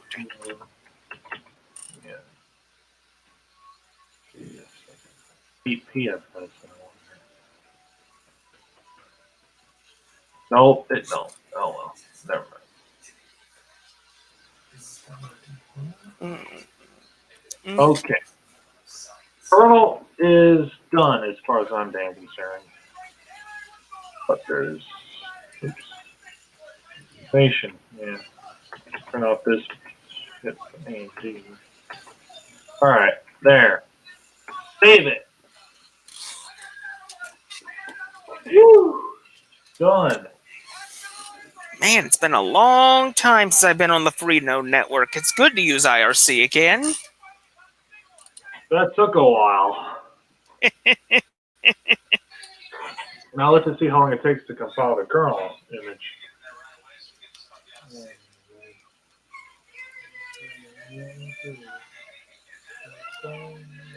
If there's one thing that I absolutely love about Linux, it's these three words: sharing is caring.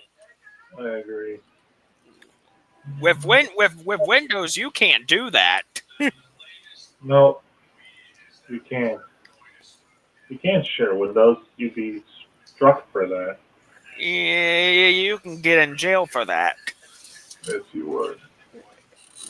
That's what I hate about it. That's why when I do recording and stuff, I always record on Linux. I don't record on the Windows machine because I don't know if I'm gonna get struck down or I something. already got the Optimus stuff, Serge.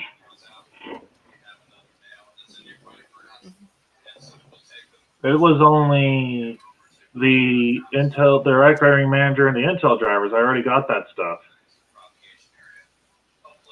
So I'll go back in and show you that if you want me to. That quiet command has made a lot of difference for you. Yeah. Let me just check.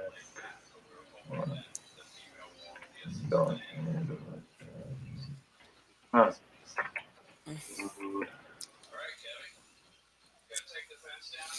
Oh, question, Ben. What are some good IRC channels?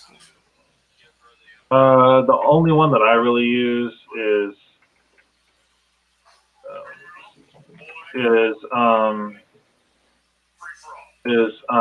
Freenode, but that's just me.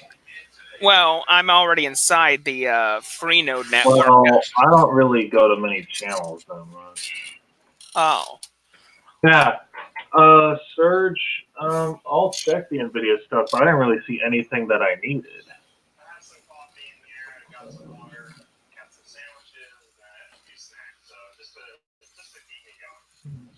Okay, I think I'll put down there. I can close out the.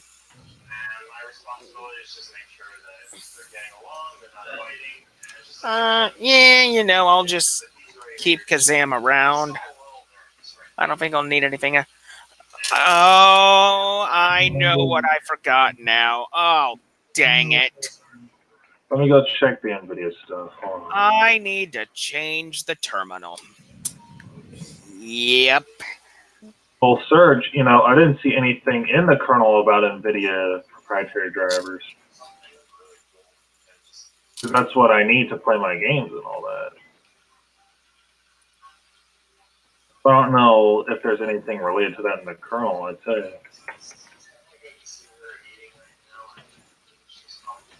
Okay, let me just oh wow. That's some really good tiling. I like that.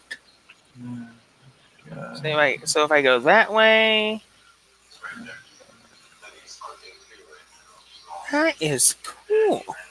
So now these two are beside each other. Okay. Let me try it one other thing. So what happens if I decide to... Nope, it won't even do it. Oh, well, that's okay.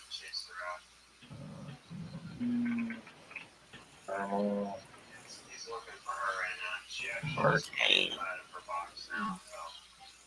Oh, I'll take a look at that. Hold on.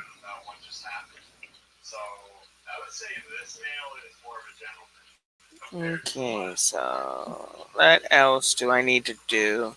Okay, there's Firefox. Okay, I suppose I could do something with that later on. Oh, I need to open up a Ring. See if anybody's on.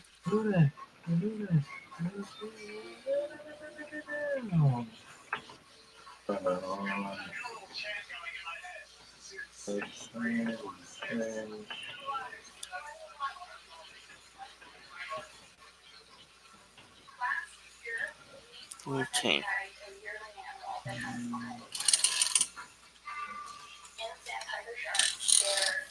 Look at the kernel part. Okay, hold on. Okay.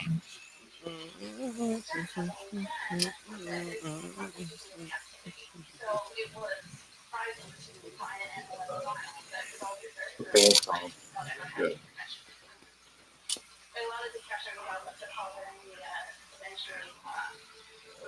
Okay. And Serge sent me the link to the video wiki. Awesome.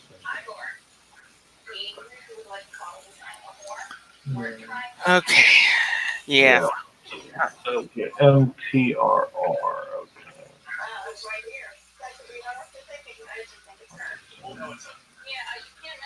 Alright.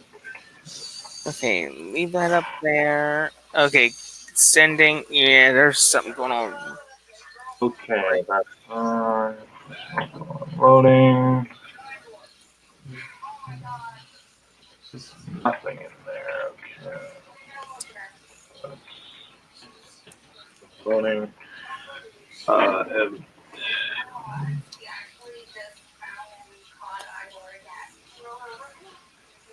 How dear. Okay, so Gnome Ring is not really doing that much.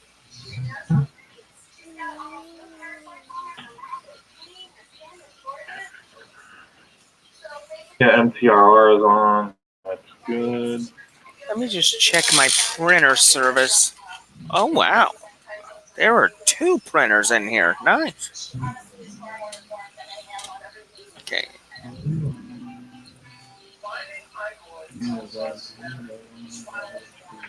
And let me look up Framatube. There it is.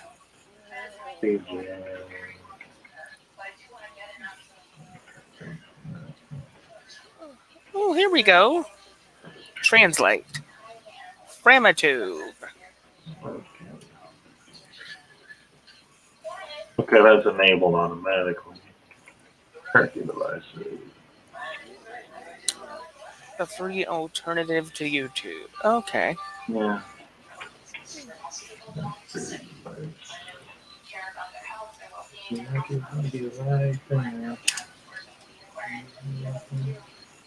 Yeah.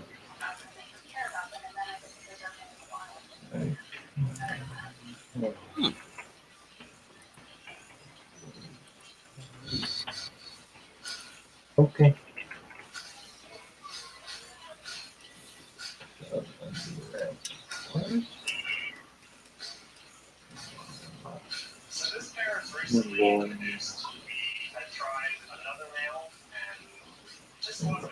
Ice cream.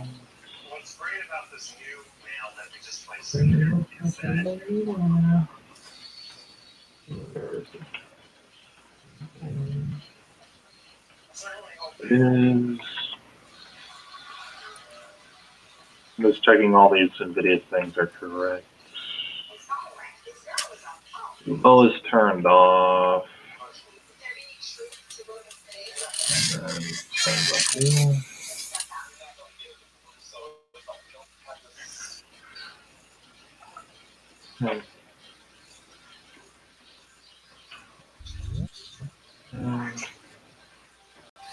FFB.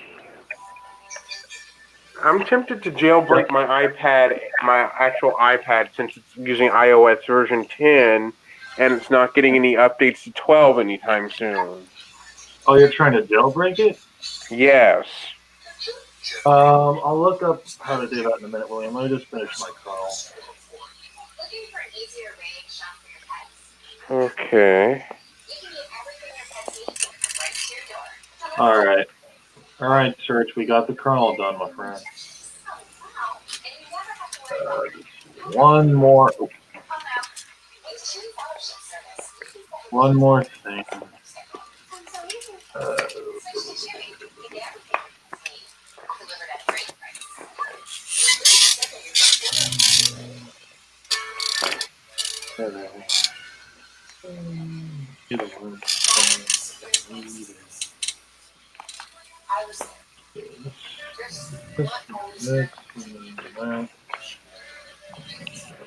Switch. Okay, kernel is finally finished.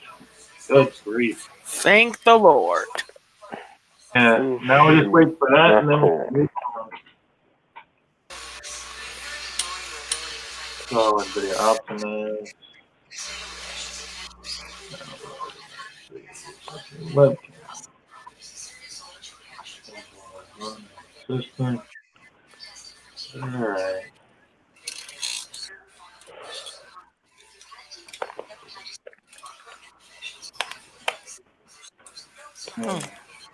Okay. Yeah. Okay.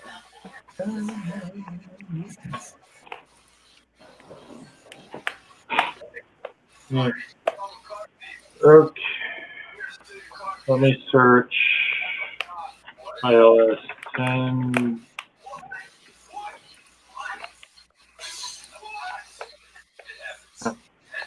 Okay, William, what version of iOS 10 are you running? Can you check? It's 10.3 point. Hold on, let me find out. Yeah, because that'll highly depend which jailbreak I give to you. Okay, hold on. The one that me and my mom are both running on, which mine is using, hold on while I go look. It is sitting currently at version 10. Hold on. Checking. Yeah. Be right back. Okay, Ricky. Let me connect to my mom's iPad to Wi-Fi real quick so I can get it on and Yes, put sir. your acceptance. Sure. Oh, what did I say, Serge? Oh my god. Yeah. Less than 15 minutes. Okay.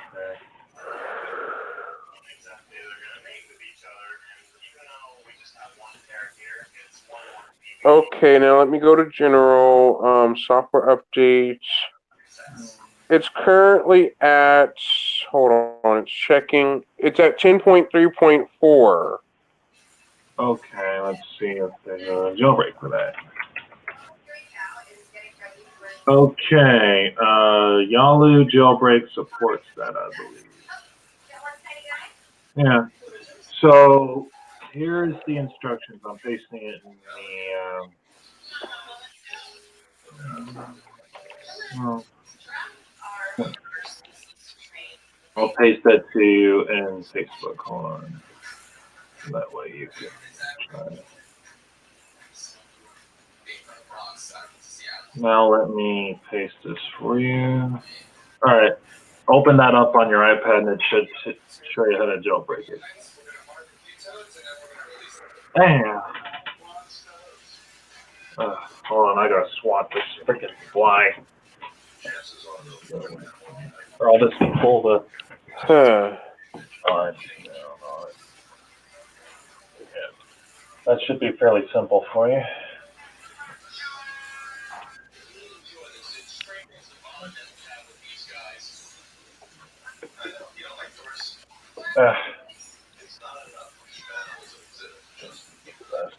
I have called Google and notified them about a problem where Google prompts are no longer being sent to an Android phone that has the Google prompt sign-in turned on. Okay. Only on the device itself if you don't have a computer. That's interesting. And the agent at Google has told me that they're looking to this to see if there's any known issue or anything causing of the issue right now at this time. But it's been reported that they received other calls of the same thing happening. Yeah, that.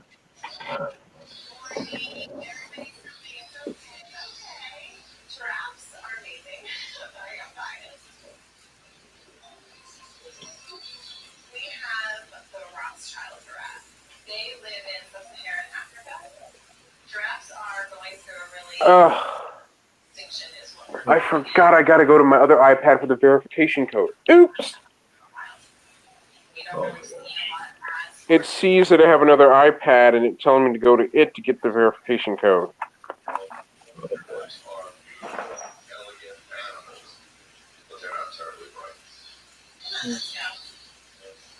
all right.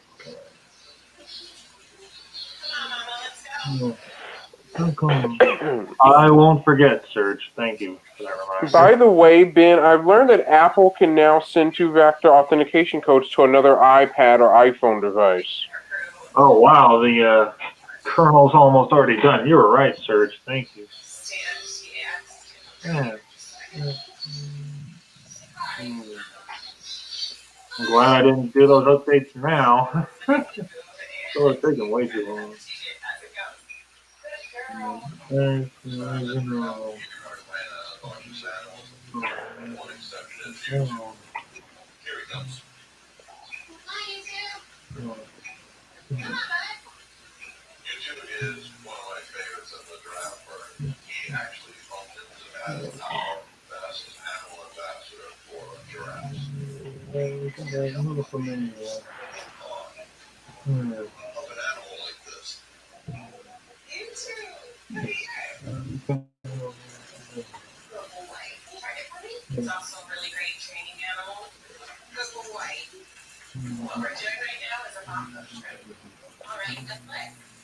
basically when we train foot work, we're just training them to our technique. We're training them to put their foot on the block. And there's the famous apple sound. Huh. Right. In order to show the giraffes those, we have to get them into a squeeze or a shoe because they are very, very powerful. They can actually crush a lion's skull with their hips. So we don't want to be anywhere near that. The shoe is great in the fact that we can work safely with the giraffe. It's less stressful for them, less stress on us. You don't get a bump in the face or anything. Boy, okay. Good boy, backing up. We are in the process of making a shoot indoors here in New York. We get all those seasons, and the giraffe can be out in all elements. So this shoot would be great to be inside and just protect.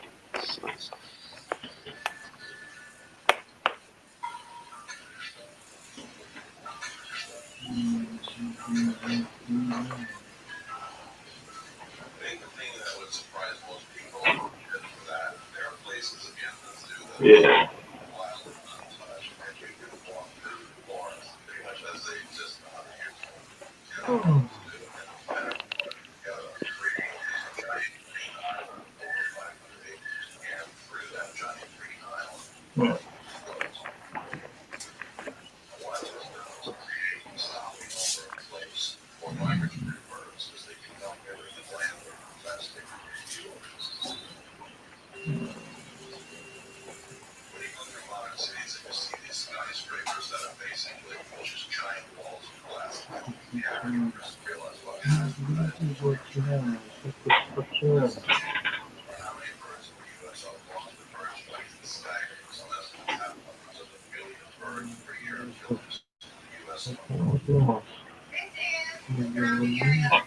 This one.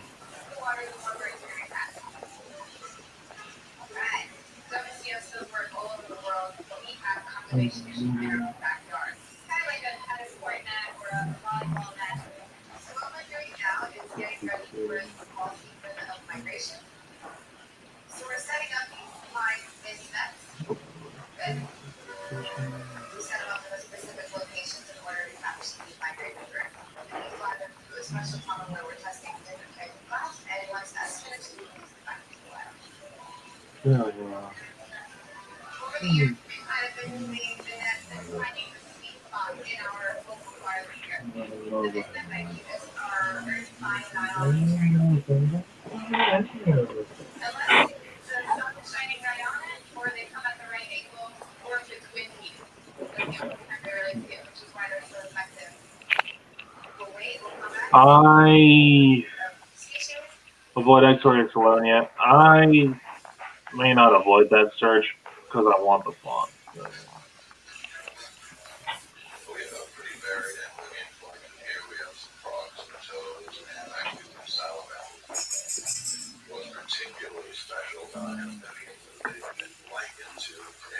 Ben, do you use FaceTime on your iPad or iPhone?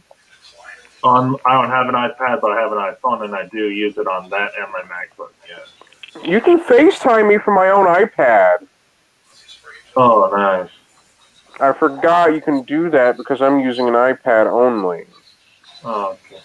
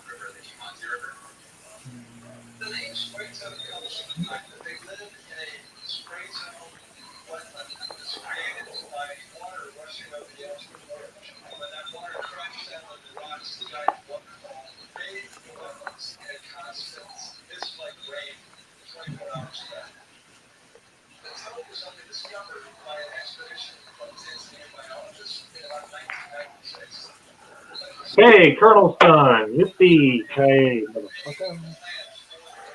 That's rare for Ben to swear. Very rare, but anyway. Let's see. Well, let's see. Portage. Yeah. I will search. Yeah, very, very rare for Ben to say or do something he normally wouldn't do. Ben, no wonder I like you as a friend because you're rare. You do things you normally wouldn't do otherwise. Yeah, your problem. No problem, man.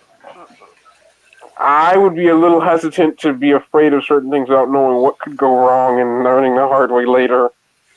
Yeah, I hear you. Let me go back. Oh. Windows 10 has been breaking things again with updates causing more problems recently this month. Oops. It happened.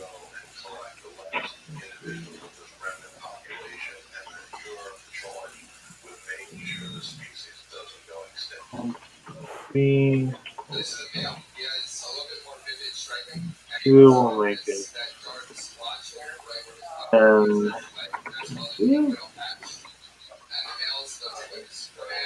I'm going to edit my host name.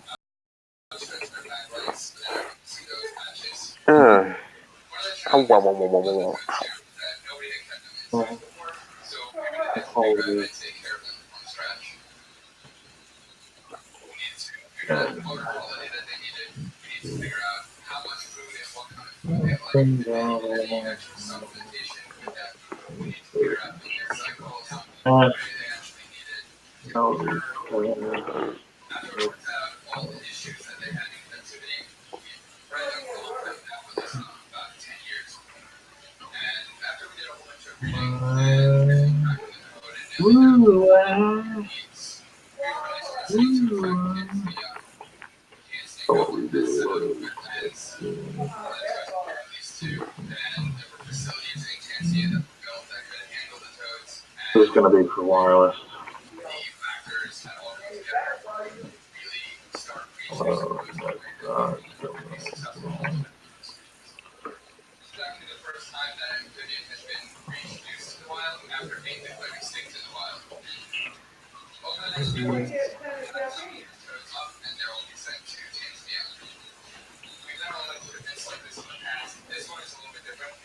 Let's see. 19 packages for DHCP and WP. So not bad.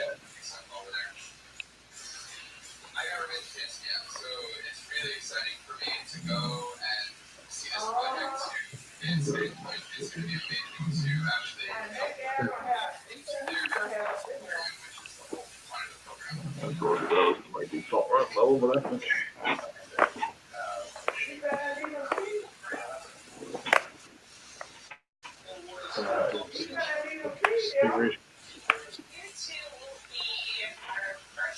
Oh, wow. Got it.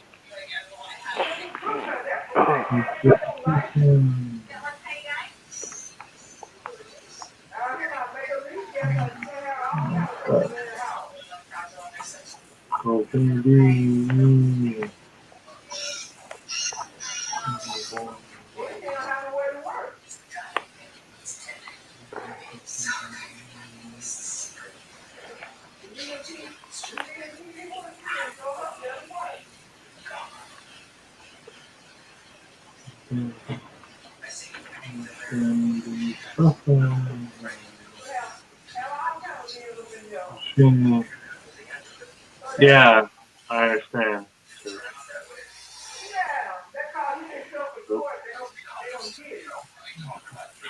Yeah. Yeah. Well, that's what I'm using for Wi-Fi because I don't want to compile Network Manager right now, so it would take too long. I've got to go to the bathroom. I'll be back. Okay, right. Okay. Right.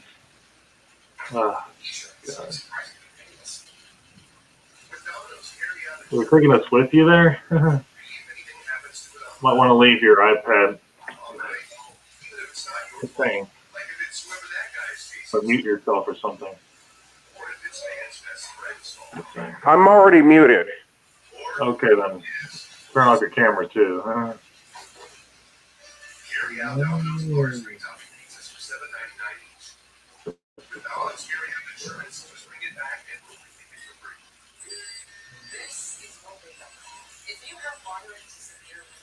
William, turn off your camera so we don't see anything, please. It's an idea. There you go.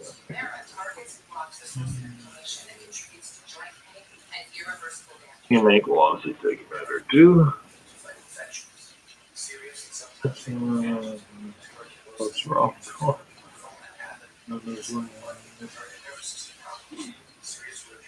Like, teammate, yeah, that takes forever.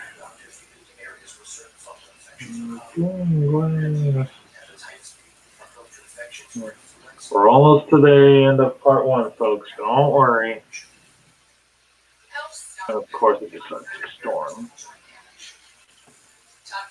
Okay, thank you, Serge. Right here, right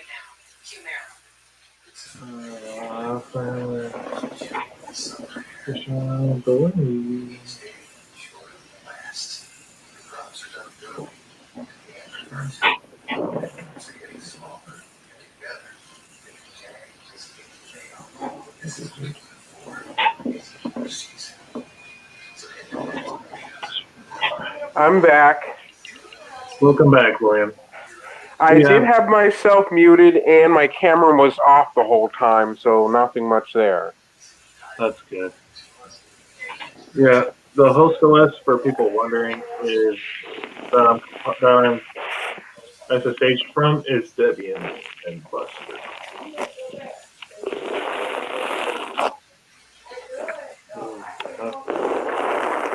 Is that you drinking something, William? A soda. Oh, okay, cool. Yeah, because it was feedbacking into your microphone. That's all.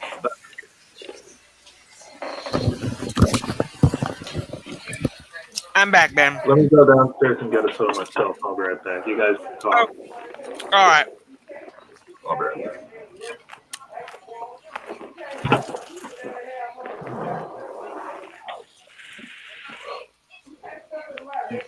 I'm also going to turn on some more light in here so that way when the computer reboots, we can actually see it.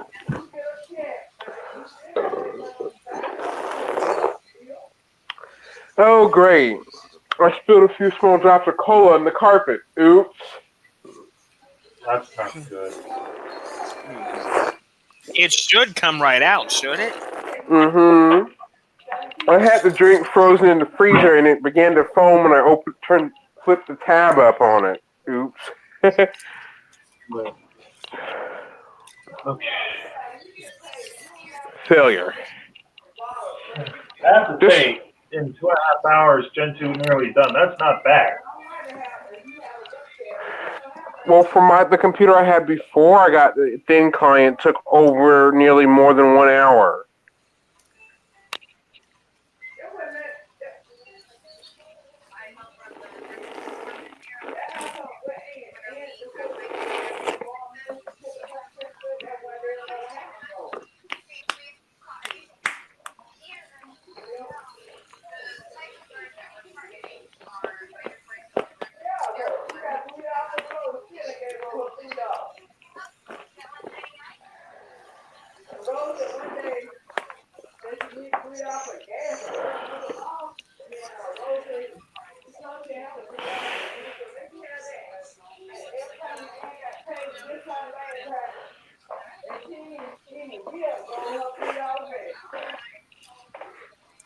So, William, what was the smallest computer you ever owned?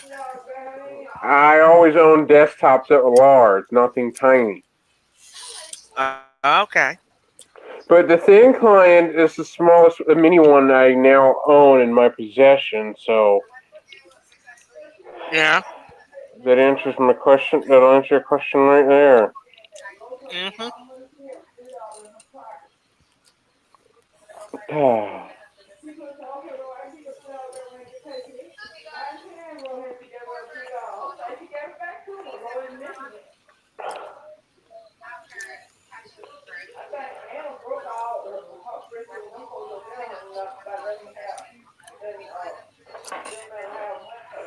Well, the Windows 10 upgrade for this thin client won't complete due to that there's low disk space on the computer. It needs 8 gigs of space to complete the upgrade. Wah. Well, I'm pretty sure it would be no trouble putting a much better storage-based hard drive in there. Well, the SSD is an IDE disk on module, and those are few far in between. Oh, okay. It's an IDE chip with solid-state flash chips on top of with an IDE connector to it, not a SATA-based one like later thin clients have. So the thing is built directly into the motherboard? Yes, the IDE connector is on the board, but you can change the disk on module out. Okay. So I'm guessing finding a much more, I'm guessing trying to find a higher storage disk is like trying to find a needle in a haystack. Yes, the only options are 16 gig, 4 gig, 8, and the 32 one is really hard to come by. The 32 gig one is only in a SATA form, not the IDE connector one. So to get the SATA one, you would have to replace the motherboard with a SATA-based board. Nope, I have to get a whole nother thin client that uses a SATA connector. Okay. That's the problem there. Mm-hmm.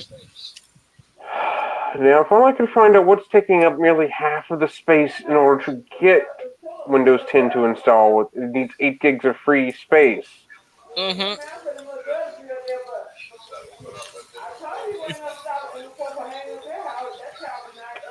Offline web pages, set up log files.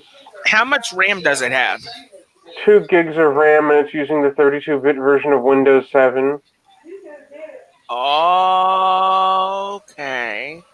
So the 32-bit of Windows 7 can run, because it meets the minimum requirements, it has 2 gigs of RAM and 16 gigs of storage for the 32-bit version.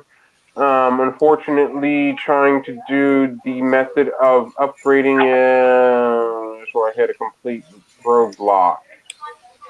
Yeah. Have you ever considered putting Windows Vista on it, since Vista does meet the 2 gigabyte requirement? Windows Vista is not going to be something I'd rather use. Sorry. Yeah, that's a good point. I'd rather not go back to that piece of crap system. Well, the thing is, the stuff that was in Vista did make Windows 7, and Windows 7 is actually better.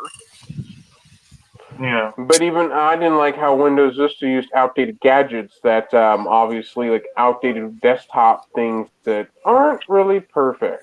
That have had security issues in the gadgets, the widgets part. I'm pretty sure any 32-bit Linux distro worked perfectly on that. Ricky, aren't you forgetting something that I have The Sims that requires a Windows environment only? Oh, that's right. That's right. I've mentioned it before that The Sims is a Windows-based game. One of the most popular games of all time. Yes, that.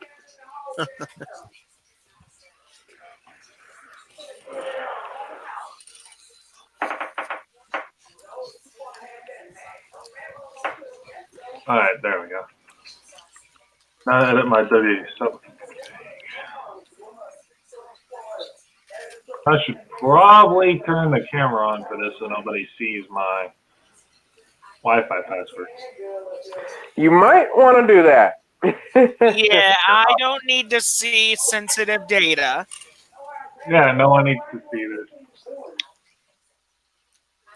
I don't want people hacking my dad's Wi-Fi. Lord knows, if anybody sees that data, they're going to think, oh boy, playtime. Yeah, that would grabs. Yeah. No one needs to see that. And then before you know it, your Wi-Fi password will end up in the deep web where every hacker can be like, ooh, what does this button do? That's like Dee Dee from Dexter's Laboratory. I can get that reference real quick.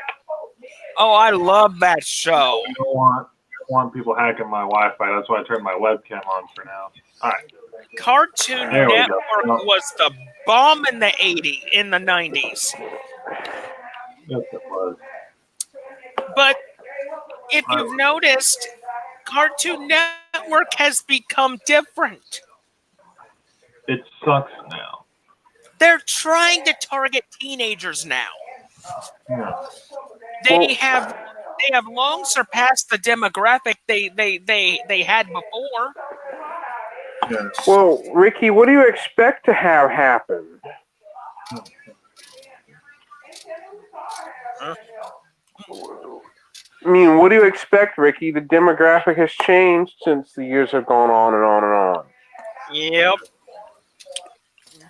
Yep, it has. The only thing I like about Cartoon Network now is the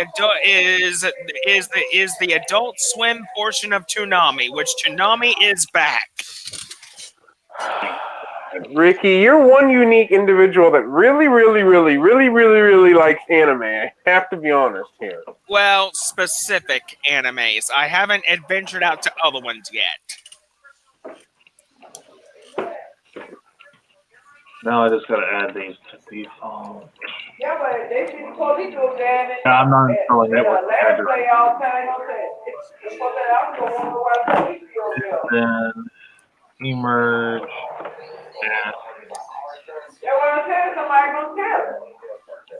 on So first thing they gonna say, Be right back. okay, Ricky. I'm located. Do them all at once.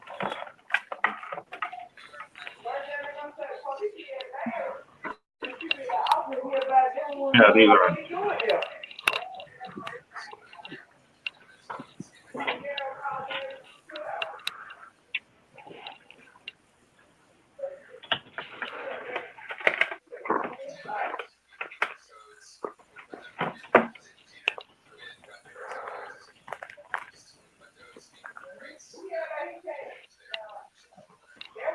Yeah, he was a good cartoon. You're right. Mom, where's the Neosporin? I need Neosporin and tape. Bandage tape.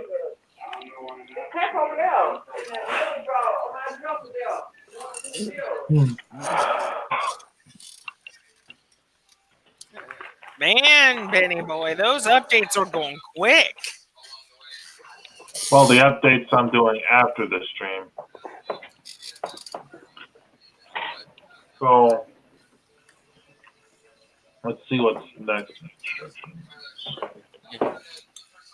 Add. Are we still live? Yes. Oh, We've been going okay. for over 2 hours. Almost 3. That's not too bad. We're making good leeway. Yeah. So now we. I see. I'm just fixing up a couple things.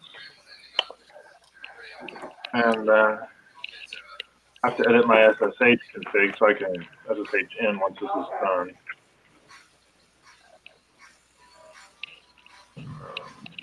Well, I'm gonna have to change that to yes, so that way I can log in there. Oh yeah, I have to set a root password, else I can't log in. That would be Can you please embarrassing. hold on?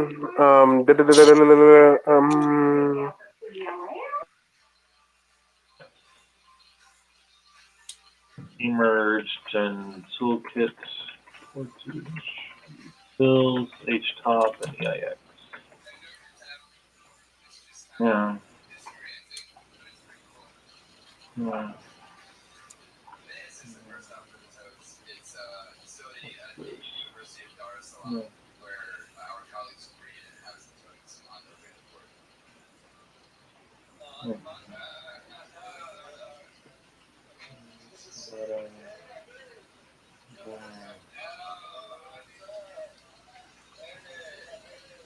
Yeah.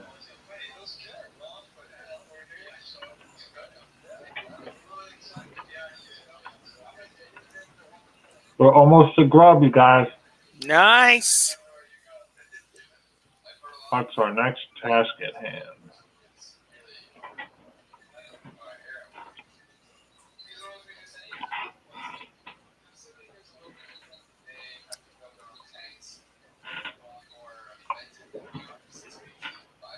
And we've done it in 2.5 hours. Not bad for a Gentoo install. Mm-hmm. Ooh. Well, I didn't know this. What? Ubiquity is available as a download. Cool. Ubuntu Live CD installer. Nice. Cool.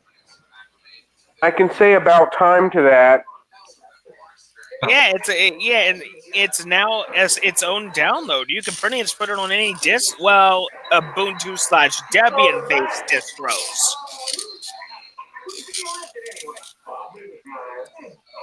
Okay.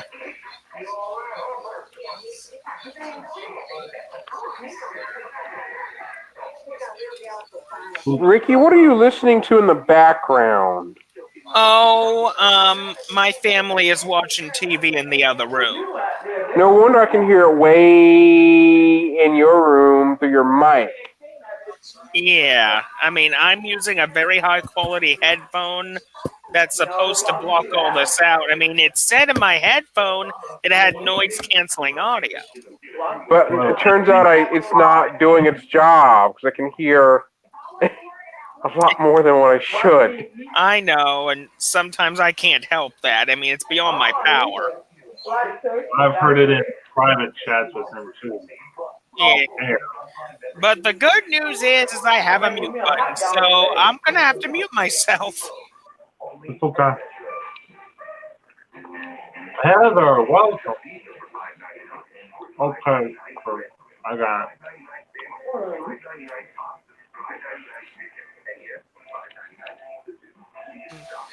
Hey, Heather Brown, long time no see. Yeah, Heather, you feel like I don't know yet. that's over half the installation, but that's okay.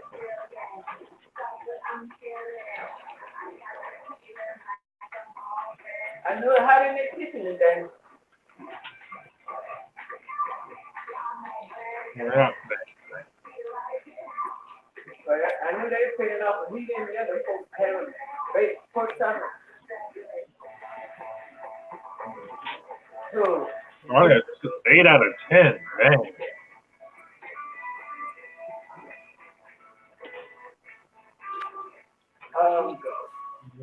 they have a baked pork chop with bread, cornbread, Brussels sprouts, and macaroni and cheese. I knew it hot in there.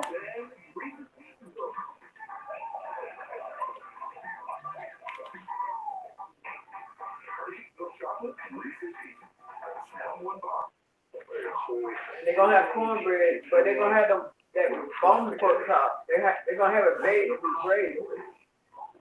There's a lot of background noise, so I apologize for any of the inconvenience. The guy that won the food guy, he put it down. That's okay. He had a lady be a Creole cook. Every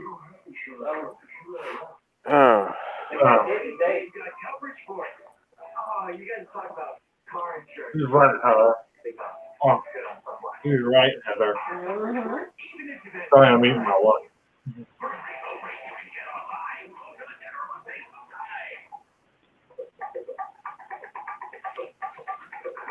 Well, he can cook. And thank you, Serge, for the awesome help. You've been a great help today. But they don't make them that one too like I do. They don't put a whole lot of cheese in. They put the cheese up, but they don't like to put a whole lot of cheese on top. There. Oh, God, it's starting to storm. They put the cheese up. Wah, wah. Well, Ben, it sounds like you're unlucky to get the storm up there in Kentucky. They don't like putting the cheese Yeah. up there like I do. It's sunny where I'm at. Yeah. Look at you. Well, that's what that is. It's beautiful in my area and unlucky in Ben. So I guess Ben has gotten something to do bad luck. Well, remember the little head of the cat, they take it. Bad lucky Ben. Yeah. Wah, wah, wah, wah. That's funny. Well, it's been a heat advisory where I'm at, so if Ben was down here in Georgia where I'm at and getting a heat advisory, it probably wouldn't hold up too well.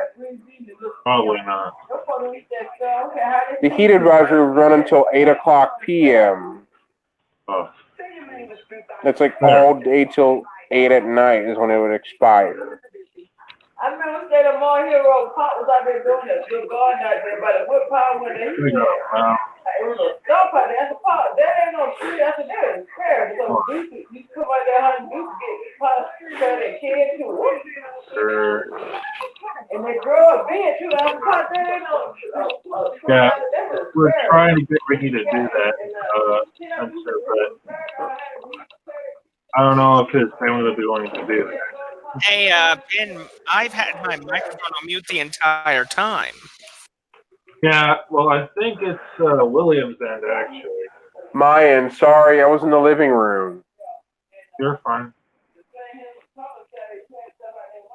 I'll leave this window.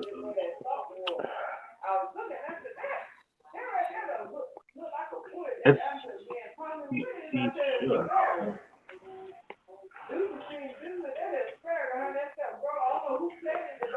Yes, that's helpful.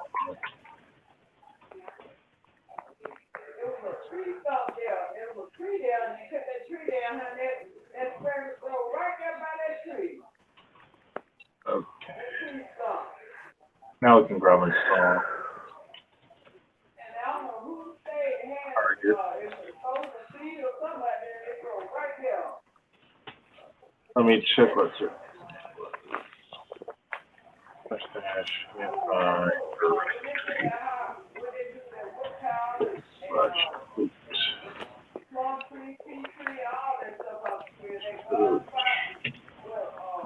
Oh.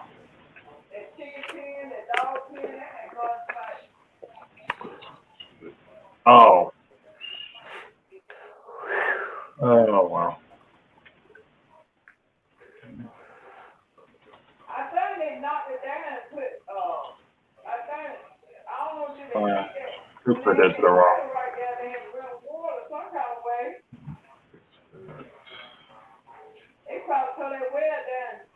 Oh, Heather, we've been at this for a little while.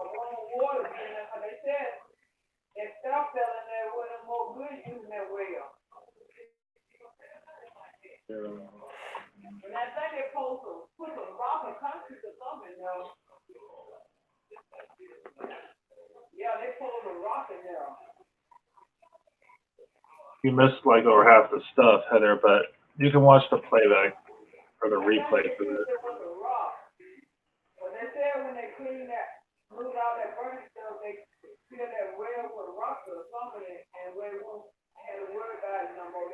They took that concrete part down and put all the rocks in there. There it goes. All right.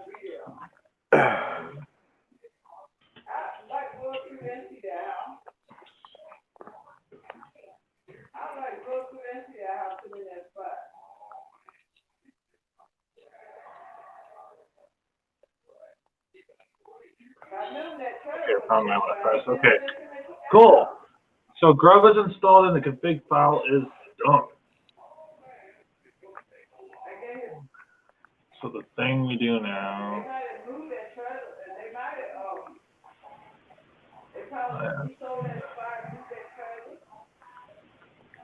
Yeah. Where's let's RM.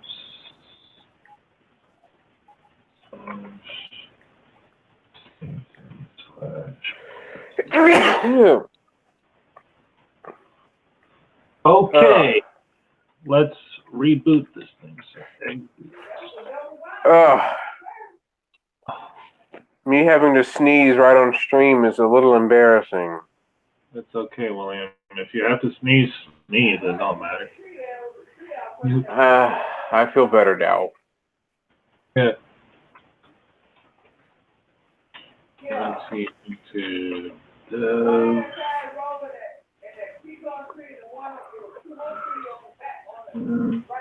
I am downloading a new desktop environment to test Peppermint on. Yeah. The Mate desktop. Oh, cool. And one at a front. Mount. It's not mounted. Okay. Reboot. Moment of truth time, you guys.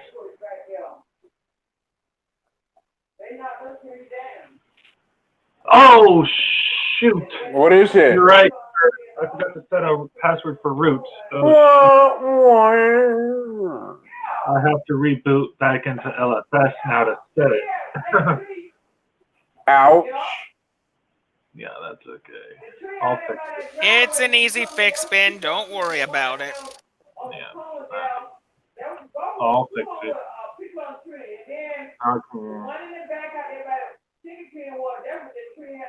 Yeah, now I gotta start it.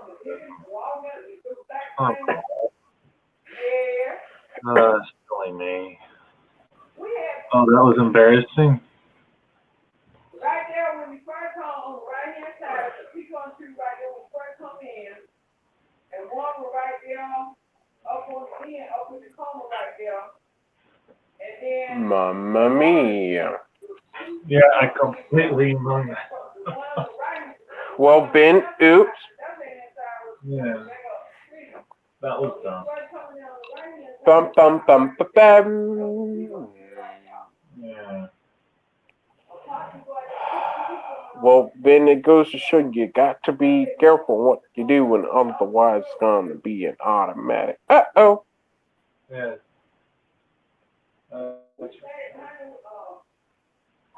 Be right back, guys, okay? Yep. Okay.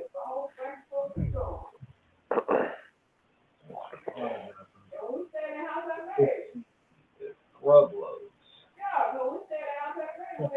I'm trying to slim up the Windows install to get enough space to do Windows 10 upgrade. Just so I could make it go to Windows 10, make the 32-bit installation go directly to it before 2020. Otherwise, I'm out of luck. Yeah, that's a good point. But it keeps saying there's not enough space to do the upgrade, so it's wanting me to free up some space and try again.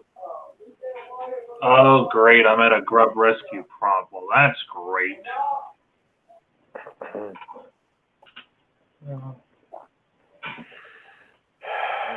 I kind of wish the Windows 10 install would Windows 7 install would automatically, or the Windows 10 upgrade would prompt me to use a flash drive to do the upgrade.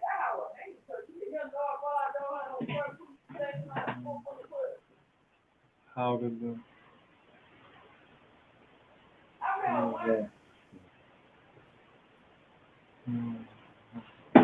Yeah, right hand side, but what that, he was sitting out watching TV, heard something stirring. He went out there and looked out in the bag, it was down, and he heard something fall out on that porch. Bam! I said, he jumped out and looked at what was down. We got a problem, guys. I'm at a root prompt. Uh-oh. I'm at a grub rescue prompt, and I don't know how to get out of it. Type in reboot and press enter. Yeah, I can't.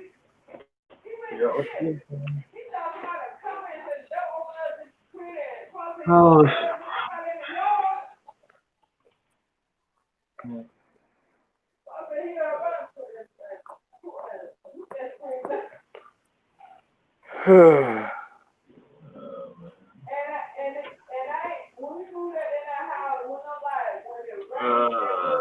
This is really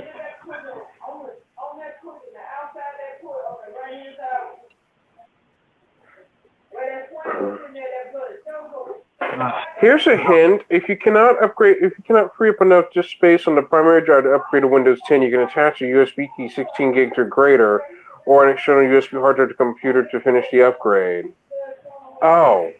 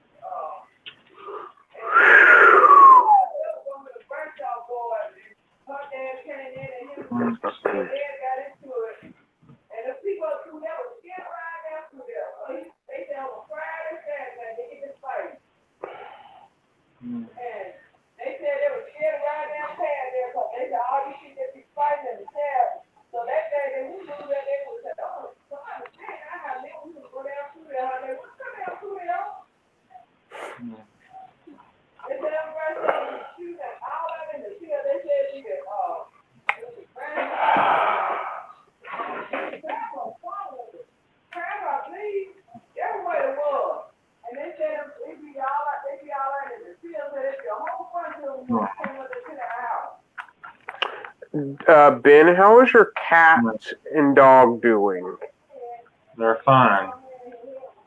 I see. Yeah. My own dog doesn't like cats. After he tried to go up to one, the cat hissed at him and swat at him. I'm like, King, you know that cat don't like you, so I don't see why you're trying to miss that cat. Yeah. The cat be done clawed him in the nose and be going, eee! And be like, I know it's not funny to laugh, but he was just asking to get hurt by a cat because he wanted to try to greet the cat that didn't like him. Oh my god.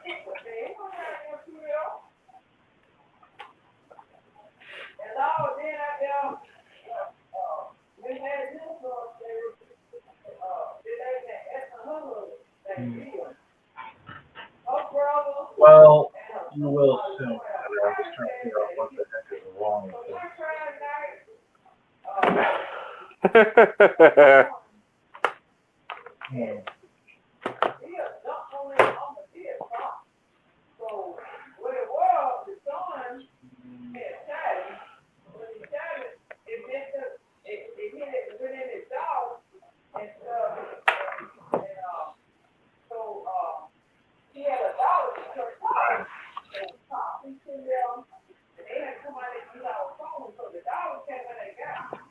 Hmm. Yeah, I don't know what happened, guys, but for some reason, Gentoo totally took nose to it. Womp, womp, womp. Well, I'm just trying to load up. Mamma mia. LFS still boots, that's the important.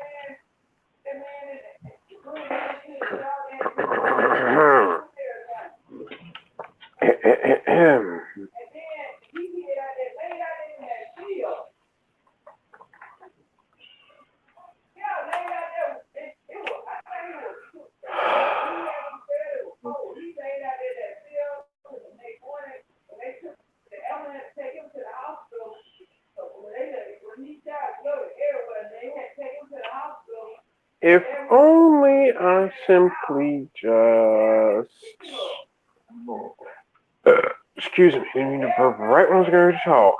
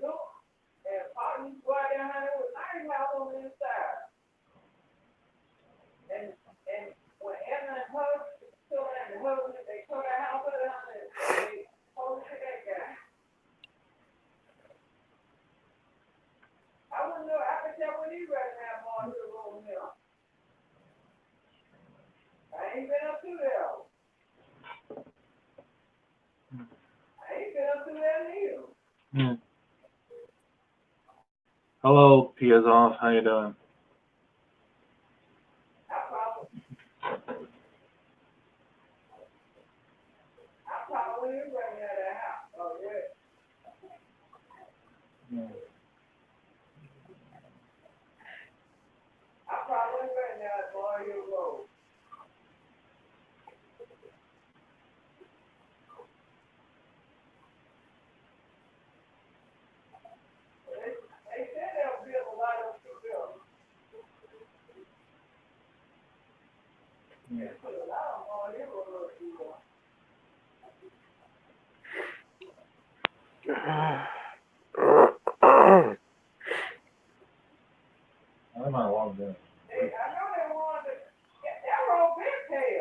I'm logging as root. For the house burner, they had been paying that road. I gotta admit that Kmel in the web browser seems to work perfectly. Oh my gosh. You ever tried Kmelon? Kmelon? No. It is a Firefox-based web browser. Oh, okay. They paired and then they put a line That in, was they put a line with a car for pad, go down through there. And one car come out, the other car will go in. Yeah, they've been happy. They've been happy to clear that road.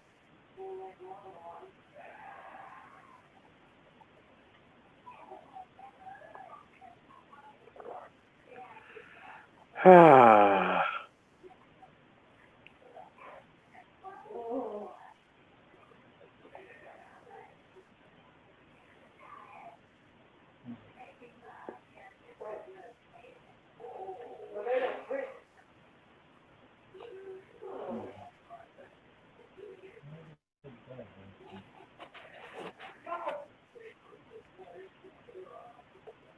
And Chris didn't know where the house side is.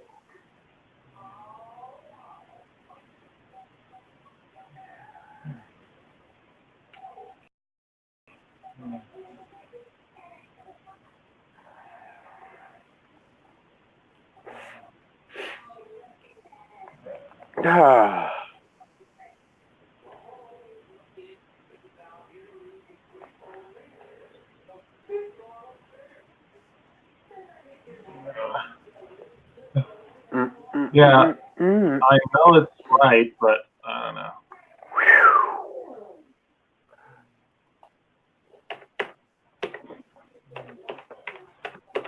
Yeah.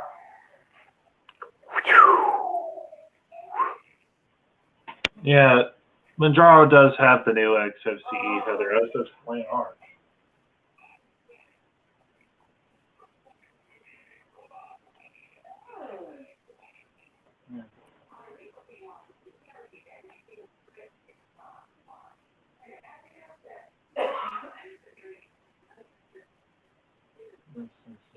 I knew it was looking nice.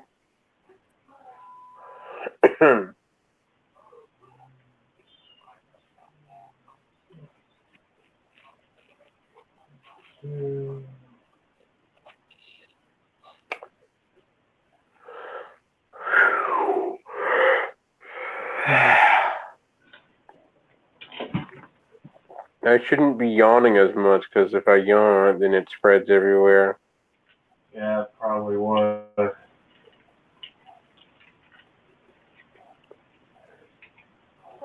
time, who that man? Why? Somebody came down through there and told them to sit there and ain't even, I'm trying to avoid it going to me. Thud. Yeah.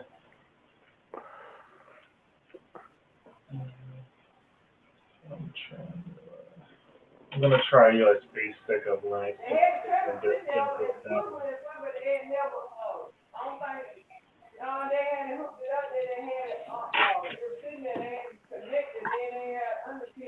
Perils of Gentoo troubleshooting, people.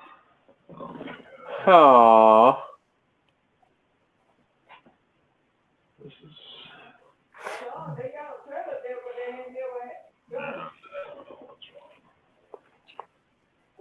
Gee, Ben, you're the one who's dealt with Gentoo before I even met you. Yeah. That's the tricky part. And you've dealt with Arch and things like that. Yeah, and that's from scratch too. I've dealt with a lot. Yes, Serge, I did.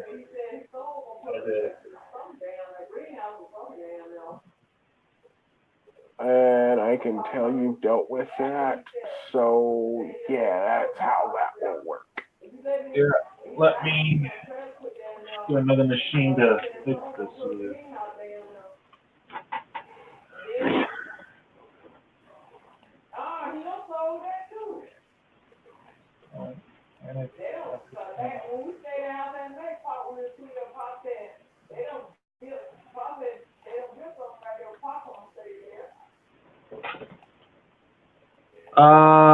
That's one thing I forgot. Pi is off. Forgot about that.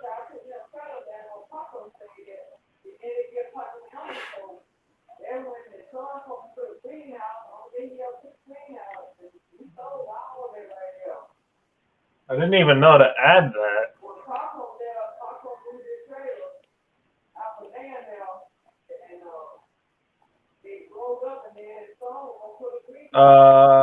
Heather.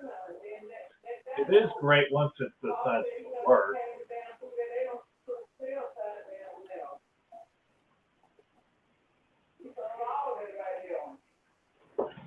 Yeah. Yeah, that's true.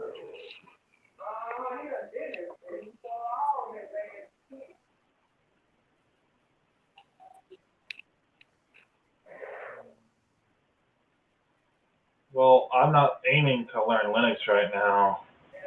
Pi is off. I'm just aiming to install Gentoo.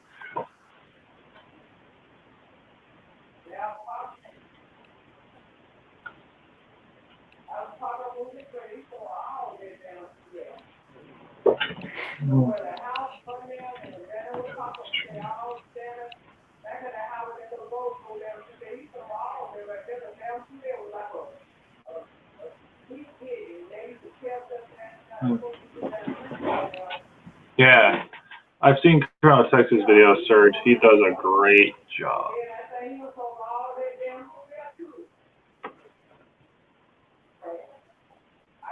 Yeah, I'm just downloading the Gentoo Live minimal CD to try and fix this.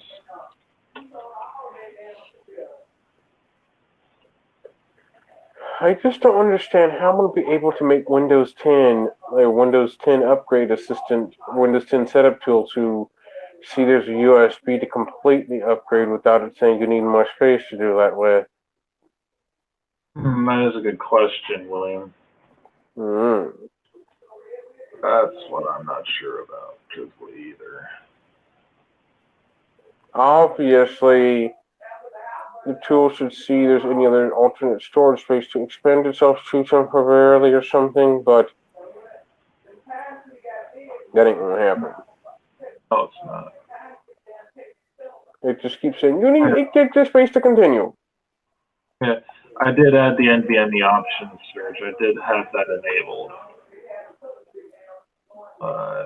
I think I didn't mean to install it in the NVMe space, though. That's the problem. I didn't install it on an NVMe disk. The Gentoo, that is.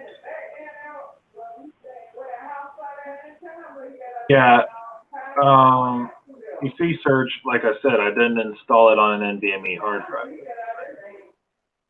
Or NVMe SSD or whatever.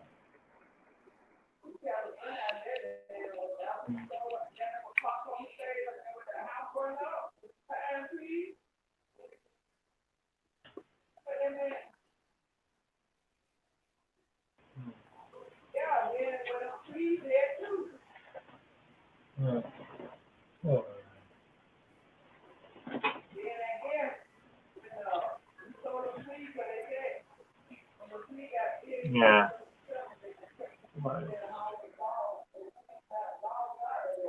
Yeah. I didn't add, I don't need that parameter anyways, but it's just.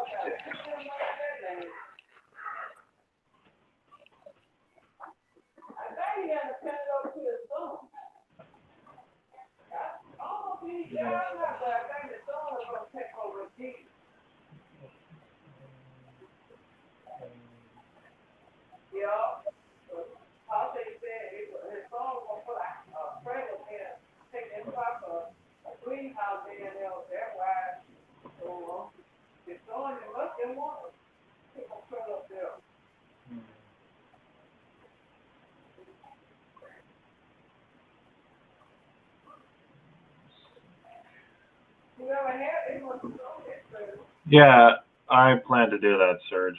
I plan to do that once I get off the USB.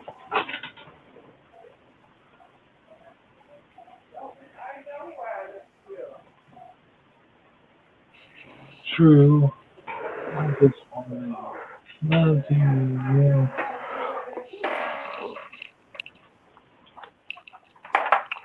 Oh, bother. Would I really need install software from a DVD? No, because everything's almost all digital now. Nope. That's a good point, William. Heather, I've been on Linux for almost 11 years, I would say. Since 2008 or so, I'd say. Maybe longer. I've been on since like 2007 with Linux, since like the first discovery of Ubuntu 904. Yeah, for me, it was discovering it. 2008 with 8.04 back then. 8.04. I came across 904 of Ubuntu at the time, but not the other earlier versions because I didn't know what that was back then. Nor did I, really. Yeah, and kind of the communities back then were not that great, in my opinion. Matthew Moore. I wonder what got him into it. No idea. Excuse me. You're fine, Maureen.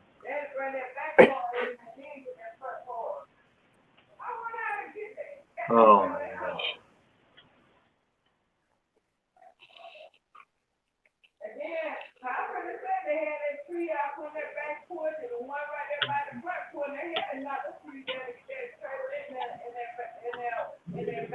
Yeah, Dutch Gregor Heather is a good person to get into Gentoo from.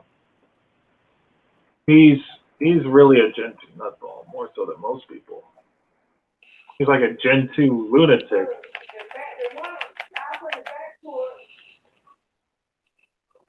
Sorry. He knows.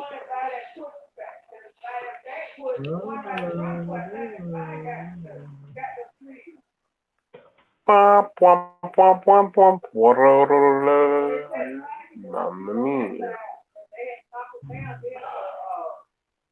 Yeah, what I'm doing right now, guys, is I'm waiting for the Gentoo live USB to write, and then I'll go into the minimal ISO and try and fix the boot up.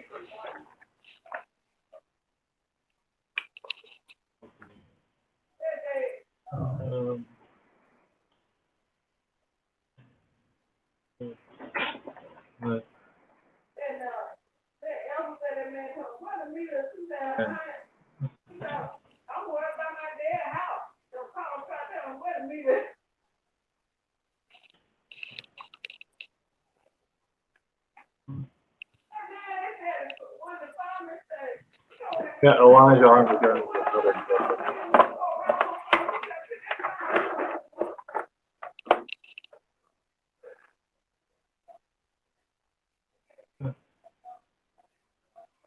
Alright.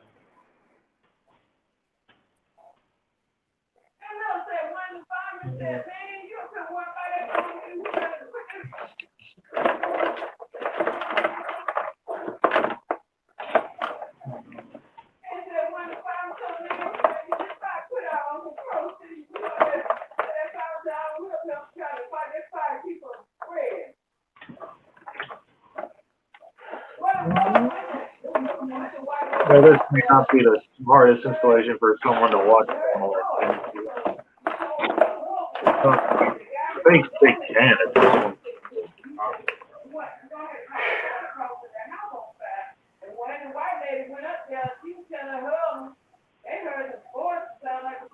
All right, there.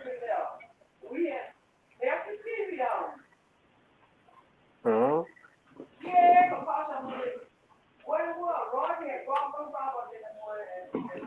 Yes, there was.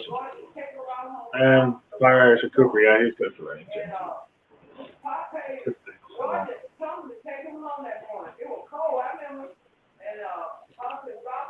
Live TV Gentoo.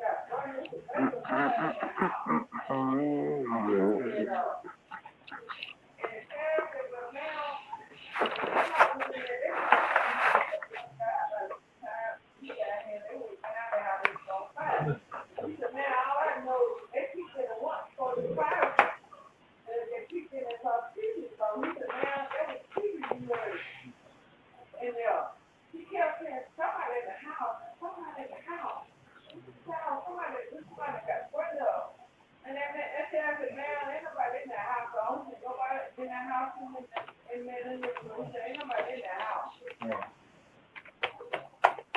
Well, it looks like the Gentoo partition is blank when I mount it, and I don't know why, but I don't know what happened.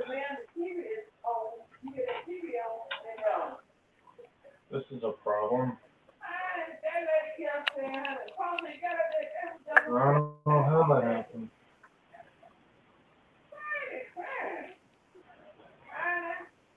I don't know what I did, but something really went wrong.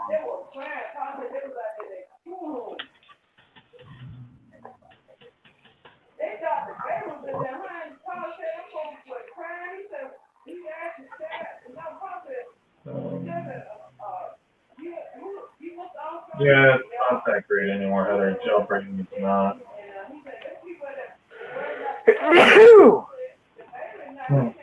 Ooh.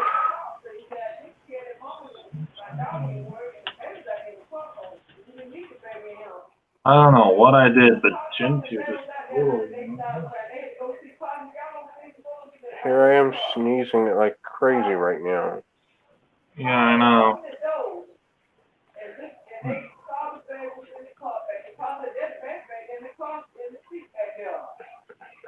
Yeah, because when I mount it, it says lost plus sound, and that's it. I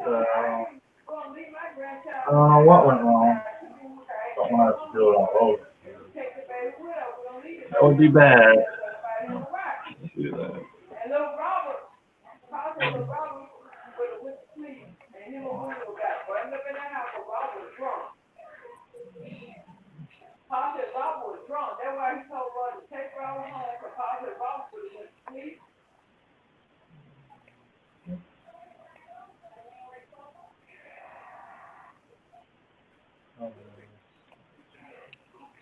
Oh no. What happened now? I'm trying to figure out why my MNT Gentoo isn't there. Don't tell me it could have went blank on its own. Yes, Serge, I did.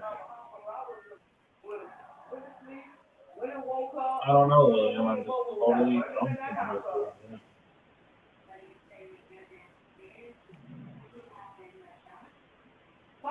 Because I mounted it and now it's not showing anything.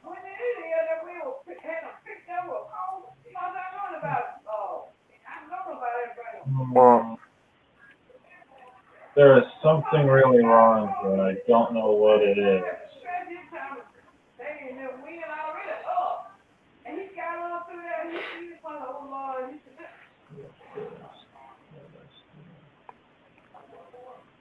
Because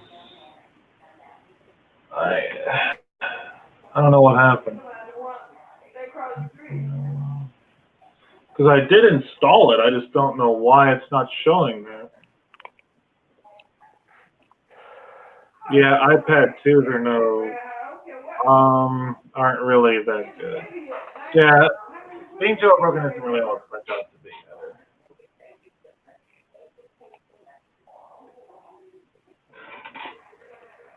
Yeah, I don't know what's wrong with this, you guys. I mean, I installed Gentoo, I went through all the steps, and now it's not showing what I just did.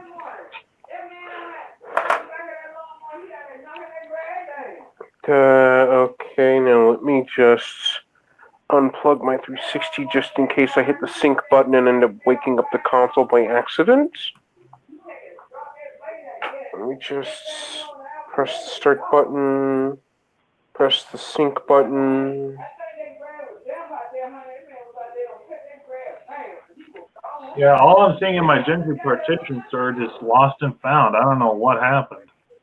Something might have gone horribly, horribly wrong, leading to a wiped installation. Yeah, I don't know how that happened. I mean, you could be right, William. It could have just completely borked itself. Yep, it could have self-consumed itself. No pun intended.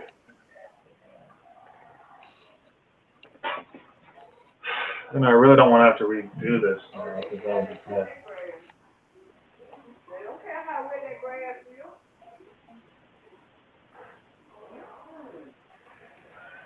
F disk dash L.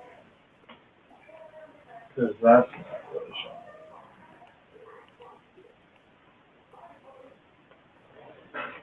showing. Yeah, because that's not really helping anything, and I'm like, okay. So I don't know what to do. Yeah. Pretty bad.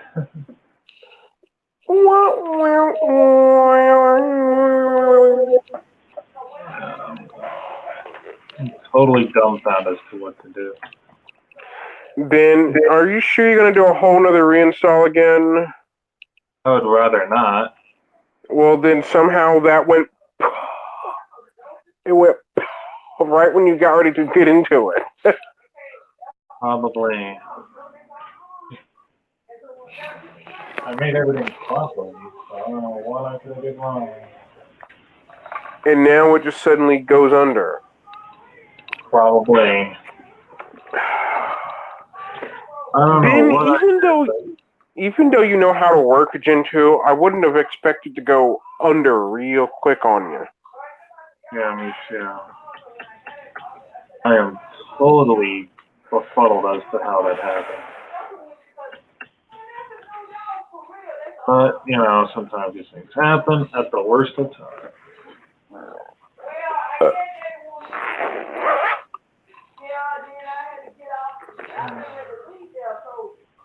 I'm going to try a... I don't even know what.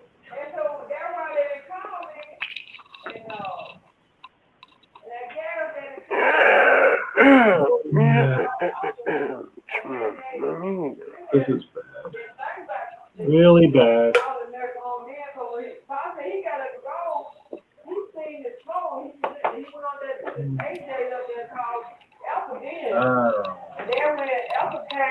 Ben, don't get too stressed out about it.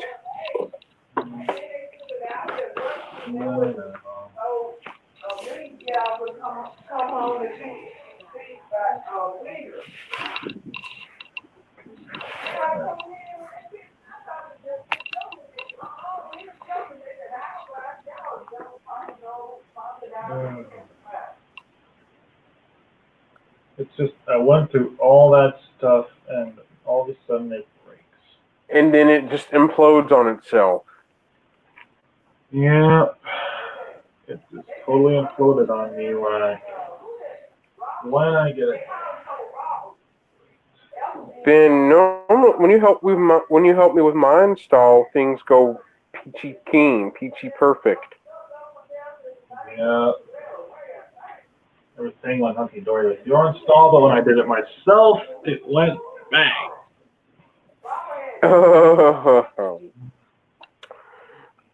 What do you mean there is no 9.5.3, Heather?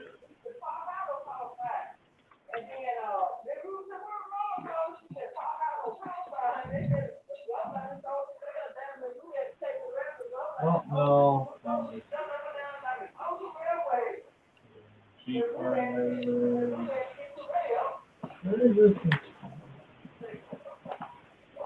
You see, here's what's weird, you guys. The Gentoo partition says it's 1.94 gigabytes, so it is installed. It's just the operating system is not seen. So I don't know what went wrong. Well, here I go again, getting another low memory warning. Oh. Wah, wah. It says your computer's slow in memory to restore enough memory for programs to work correctly. Stop complaining, Windows 7, for the low memory warning. I'm aware of that. That is What? Really bad. And I'm not running anything intensive in the background. It's just popping up a low memory error.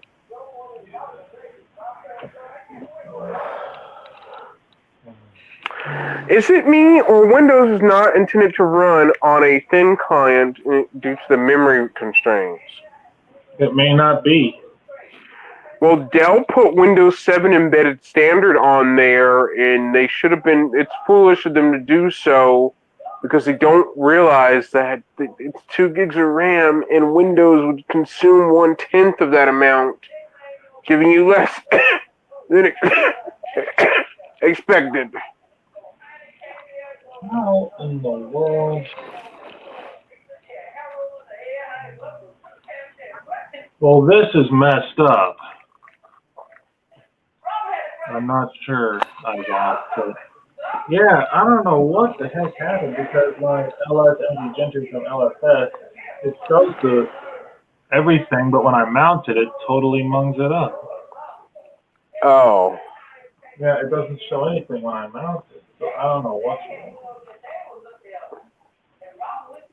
Mount.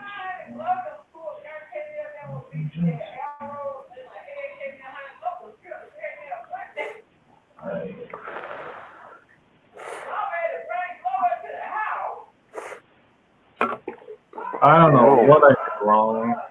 I'm so confused. You couldn't possibly have typed in a wrong command, have you? No.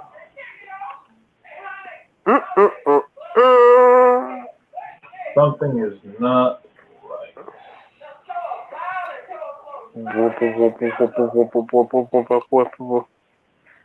I'm kind of